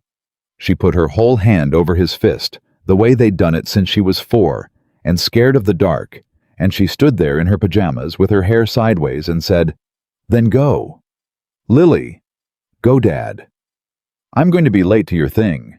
"I know," she said, and her voice went, and she was crying and furious about crying. "I know you are, and I'm going to be mad about it, and I'm going to be really mad about it, and I get to be. Okay, I get to be mad about it. But you still have to go." Ethan Carter picked up his daughter, who was 9.5, and much too big to be picked up, and held on. At 6:41, the truck wouldn't start. That's what nobody would ever believe. Not a car chase, not a man with a gun. A 2009 Tacoma with a battery that had been dying politely for 3 weeks, and Ethan Carter turning a key over and over in his own driveway at 6:41 in the morning with a manila envelope on the passenger seat, and the sound getting slower each time. He put his forehead on the steering wheel. Then a truck horn went off behind him. Brandon Cole was standing in the street next to a black F250 with jumper cables in his hand and a look on his face like a man expecting to be told to leave. "Reader called me," he said. "Reader doesn't have your number." "Reader has everybody's number." Brandon popped the hood. He said, and I'm quoting, "The kid's truck is 11 years old and it's Friday, and you have jumper cables, do the math." "Brandon, I'm not asking to come in," Brandon said, clipping the clamps on. "I'm not doing a whole thing. I'm going to start your truck, and then I'm going to go teach Reyes's section at 6 tonight like I said I would, and that's all this is." "Did he come?" Brandon's hand stopped for a second. "Tuesday," he said. "He sat in the back. He didn't say one word to me for 2 hours, and then when everybody left, he said, 'It wasn't the meniscus,' and walked out." Brandon almost smiled. "Best day of my life, Carter. I'm not being funny. That's the best day I've had in 4 years, and the kid didn't even look at me." The engine caught at 6:47. "Brandon?" "Yeah." "Get in." Brandon Cole stood in the street. "What?" "I've got a 50-minute drive and I have not slept, and I have to be back at that school by 2:45, Ethan said. "Get in and drive." At 8:15, Denise Ruiz called him. "Carter, don't hang up." "I'm not hanging up." "Ray's here. He's Carter. He's in a suit." Her voice was high and fast.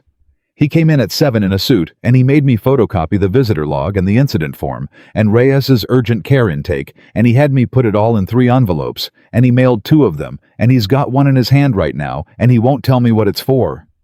"Put him on." Rustling. Then Ray Vandermeer sounding like a man on the edge of a cliff and enjoying it. "Carter." "Ray, what are you doing?" "I'm doing my February," Ray said. "You were right about the note on the shoot house.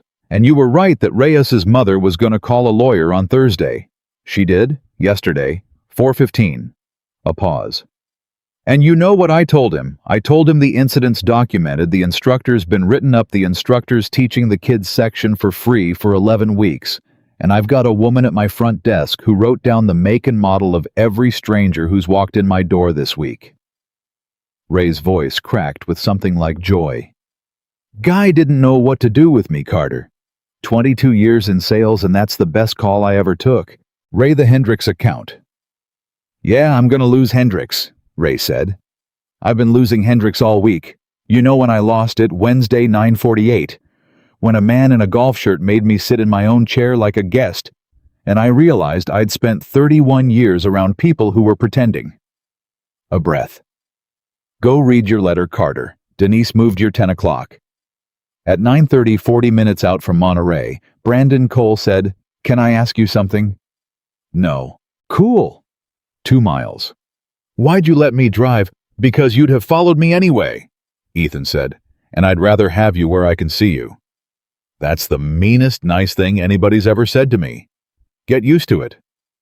At 11:50, they parked, and Wallace Reeder was standing on a curb in a suit that had not fit him since 2011. "You look terrible," Ethan said. "I threw up," Reeder said. "In the hydrangeas, twice." Reeder: "I'm 63 years old and I threw up in a plant. Ethan, let's just move past it." Reeder. Ethan stopped him with a hand on his arm. "Play the voicemail." The old man went white. "Not now." "Now." "Ethan, I have not been able to." "I know," Ethan said. "That's why now. Because in 40 minutes, I'm going to walk into a room and say his name, and I'm not walking in there as the only guy who ever picks up." Wallace Reeder stood on a curb in Monterey with his phone in his hand and his thumb over a name he couldn't delete, and Brandon Cole looked at the ground, and Ethan Carter did not look away, and at 11:56, the old man pressed play. 41 seconds. "Hey, Chief, it's Dale. No emergency. Give me a shout when you can. I've been thinking about Sammy." And then 11 more seconds of a man breathing, because Dale Whitcomb hadn't been able to think of how to hang up either, and then a small laugh, and then anyway. "Call me." "Bye, Chief." Reeder put his hand on the roof of the truck. "Okay," he said. "Okay. At 12:31, Ethan Carter walked into a hotel ballroom in a gray sport coat that Ray Vandermeer had put in a garment bag and left on his hood at 7 in the morning without telling anybody. He didn't have a ticket. That's the part everybody asked about afterward. He had no ticket and no invitation and no name on a list. And there was a woman at the check-in table with an iPad, and he was 30 feet from being turned around and driven back to room 14 in time for third. And the woman standing beside her in a tan blazer with a lanyard with a card in it now was Karen Pruitt Nyland. She looked at him. Ethan Carter looked back. 9 seconds. "He's with our table," she said. The iPad woman said, "Which table?" 14, Karen Pruitt Nyland said, and Ethan Carter's chest closed like a fist, and she saw it happen, and she looked away, and she never spoke to him again for the rest of her life. Rodney Meyer talked for 22 minutes. He was good. That was the thing nobody wants to hear. He was funny. He was warm. He told a story about his mother. He thanked a doctor by name and made the doctor stand up. He talked about service, and about the people who serve, and about the debt this country owes, and 140 people put their forks down and listened. And Ethan Carter sat at table 14 with a manila envelope on his knee under a tablecloth, and his heart going like a bird in a box. At 1:02, a man with a microphone on a stick said, "We've got time for a couple of questions." 3 hands. A woman asked about the pediatric wing. A man asked about matching. Meyer answered both beautifully. At 1:06, Ethan Carter stood up. He was shaking.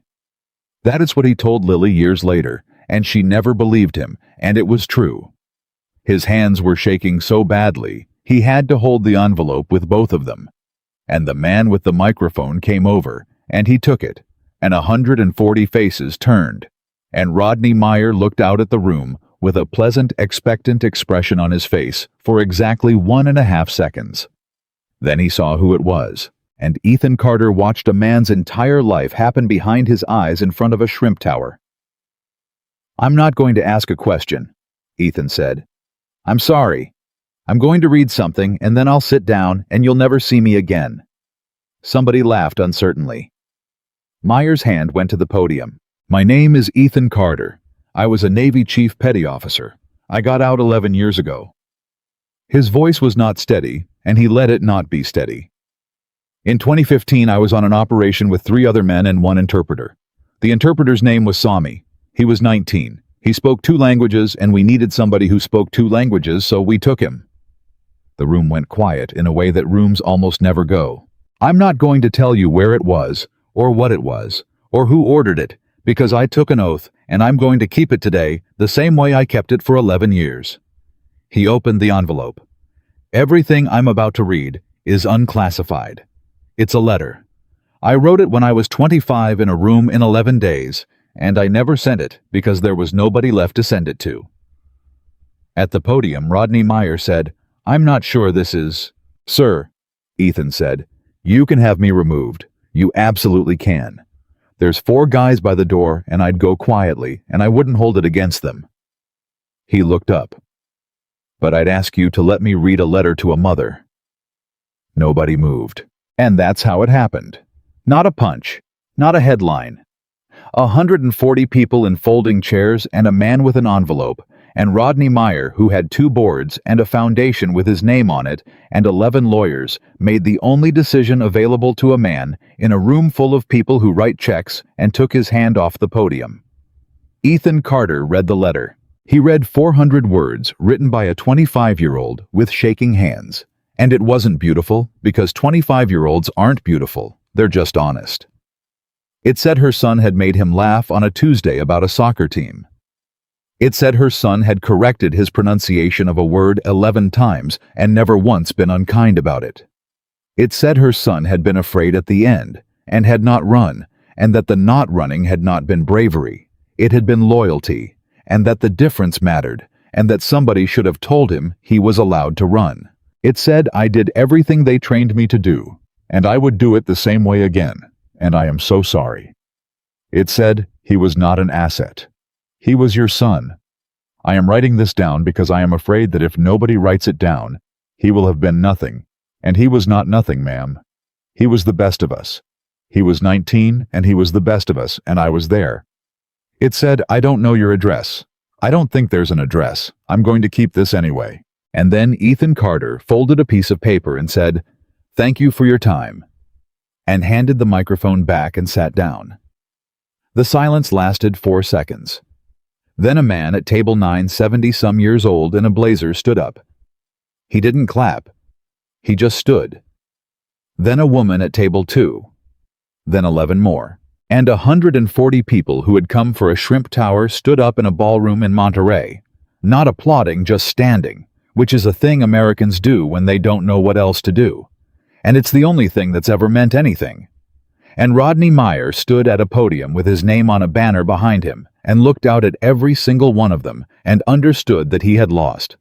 Not in a courtroom, not in a newspaper, but in the only place it was ever going to happen, which was in a room in front of people over a boy's name. At 1:19, Ethan Carter walked out. He didn't wait. He didn't look back. He walked out of that ballroom past 4 guys by the door who did not put a hand on him. And Brandon Cole was standing in the lobby, and Brandon Cole's face was doing something. Brandon Cole's face had never done in 31 years. "Drive," Ethan said. Carter bit. "Brandon, it's 1:19. Drive." They made the county line at 1:52, and Brandon Cole drove that F-250 like a man who had finally in his entire arrogant life found something worth being good at. And at 2:31, they came down the hill into town, and Ethan Carter was doing math out loud, and it was not good math. It's 120 kids in a cafeteria. Thirds at 12:30. She's been sitting there since 12:30. Carter. 2 hours, Brandon. She's been sitting in a plastic chair for 2 hours. Carter. Brandon took the corner. "Ryan Petrie's dad can't come. You told me that in the truck. There's a hole." "That doesn't—" "You got a kid with a strategy," Brandon said. "Just get in the room." At 2:38, Ethan Carter ran through the front office of Ridgeway Elementary, and a woman made him sign in, and he signed in because that's the world, and the badge printer was slow, and he stood there for 11 seconds. That took a year off his life. At 2:41, he came through the door of room 14. 120 kids on the floor. Mrs. Alvarez by the whiteboard, and a 9-year-old in the second row who turned around at the sound of the door with a face that broke him in half. "That's my dad." Lily Carter announced to 120 people. "He's last." Ethan stopped in the doorway. "Lil, you're last," she said, and her chin was going, and she was holding it. She was holding it. "I moved you to last. I asked Mrs. Alvarez on Wednesday. I said my dad might have a thing." "Wednesday," Ethan said. "I know you, Dad," his daughter said. And Ethan Carter, who had not been moved 1 inch by 230 pounds, who had told a legend no in a doorway, who had stood up in front of 140 strangers with his hands shaking, had to put a hand on a doorframe in a 4th-grade classroom and look at the ceiling for about 4 seconds. Mrs. Alvarez said, "Mr. Carter, whenever you're ready." He walked to the front. He had no ribbons. He had no uniform. He had a gray sport coat that belonged to Ray Vandermeer, and a manila envelope, and 40 minutes of no sleep, and a face that 129-year-olds looked up at with total brutal, unearned trust. "Hi," he said. "I'm Lily's dad." "Hi, Lily's dad. I teach people how to not get in fights." A boy in front said, "That's it." "That's it," Ethan said. "That's boring." "Yeah," Ethan said. "That's the goal." Kayla's hand shot up. "Ryan's dad had ribbons. Do you have ribbons?" And the room got quiet because kids can smell it. Kids can always smell it. And Lily Carter went absolutely rigid in the second row. Ethan Carter looked at his daughter. "No," he said. "I don't have ribbons. I used to have some, and I gave them back, and that's the truth. And I'm not going to tell you why, because some of it's a secret I promised to keep, and the rest of it's grown-up stuff, and it's not for today." "That's not fair," Kayla said. "No," Ethan agreed. "It's not." He put the envelope on Mrs. Alvarez's desk. "But I brought a thing," he said. "Lily said I needed a thing." 120 kids leaned forward. "When I was in the Navy," Ethan Carter said, "I worked with a man named Sammy. He was 19. He wasn't a soldier. He was just a guy from a town, and he spoke 2 languages, and he taught me how to say a word for 11 days, and I never got it right, and he never once made fun of me for it." He breathed. "He's not alive anymore. That happened a long time ago, and it was very sad, and it wasn't anybody in this room's fault." Nobody made a sound. Not one of 120 kids made a sound. "And here's the thing I want to tell you, and then I'll be done, and you can go home." He put his hands in his pockets. "Everybody thinks the strongest guy is the one who wins the fight. That's what I thought. I was really good at fights. I was better at fights than almost anybody, and I want you to know that, because I want you to know I'm not saying this because I couldn't do it." He looked at the back wall for a second. "The strongest guy in the room is the guy who says, 'I don't know,'" Ethan Carter said. "That's it. That's my whole job. Because a man 9 hours away couldn't say, 'I don't know,' in front of his friends one time, and that's why Sammy's not here. Not a bomb, not a bad guy. A grown man too embarrassed to say 3 words in a room." 120 4th graders looked at him. "So that's my job," he said. "I teach people how to say, 'I don't know,' and how to walk away, and how to be the person who stops instead of the person who wins." He shrugged. "There's no ribbon for it. There's never going to be a ribbon for it. It's the hardest thing I've ever done, and I've done some things." Silence. Then a small boy in the front row raised his hand and said, "Is that why you're late?" And Ethan Carter said yes. At 3:04 the bell went, and 120 kids exploded out the door, and Lily Carter did not move from the second row until every single one of them was gone. Then she got up and walked over to her father and hit him at full speed, and he caught her. "I'm mad at you," she said into his coat. "I know. I'm going to be mad for like a week." "That's fair." "Kayla's mom brought toothbrushes, and you brought a dead guy," Lily Carter said. And then she started laughing and crying at the same time, and Ethan Carter stood in room 14 at Ridgeway Elementary and laughed with his whole chest for the first time in 11 years. Nothing dramatic happened to Rodney Meyer. That's the part nobody wants. There was no arrest. There was no headline. There was a foundation lunch in Monterey, where 140 donors stood up, and 11 of them called each other that night, And in March, the foundation quietly announced a new leadership structure, and Rodney Meyer's name came off a letterhead, the way names come off letterheads, which is slowly and without a sound and in a font nobody reads. A detective in Tucson never closed his case. He never will. That's real and it's not fair, and Ethan Carter has made his peace with almost none of it. But in October, in a room in Washington with 14 people in it and a stenographer, a man named Wallace Reeder testified for 6 hours about a phone call in 2015, and the transcript is public, and if you look on page 91, you'll find a 19-year-old's first name in the Congressional Record of the United States, which is a document that does not go away, which is a document that will outlive every man in this story. Sammy has a wall now. It's a piece of paper in a basement in Maryland. It's the only one he's ever going to get. It was enough. Ethan Carter decided it was enough because that was the only way it was ever going to be enough. Brandon Cole taught Marcus Reyes's section for 11 weeks. Free. Tuesdays and Thursdays, 6 to 8, with his name on the sign-in sheet in front of everybody who watched.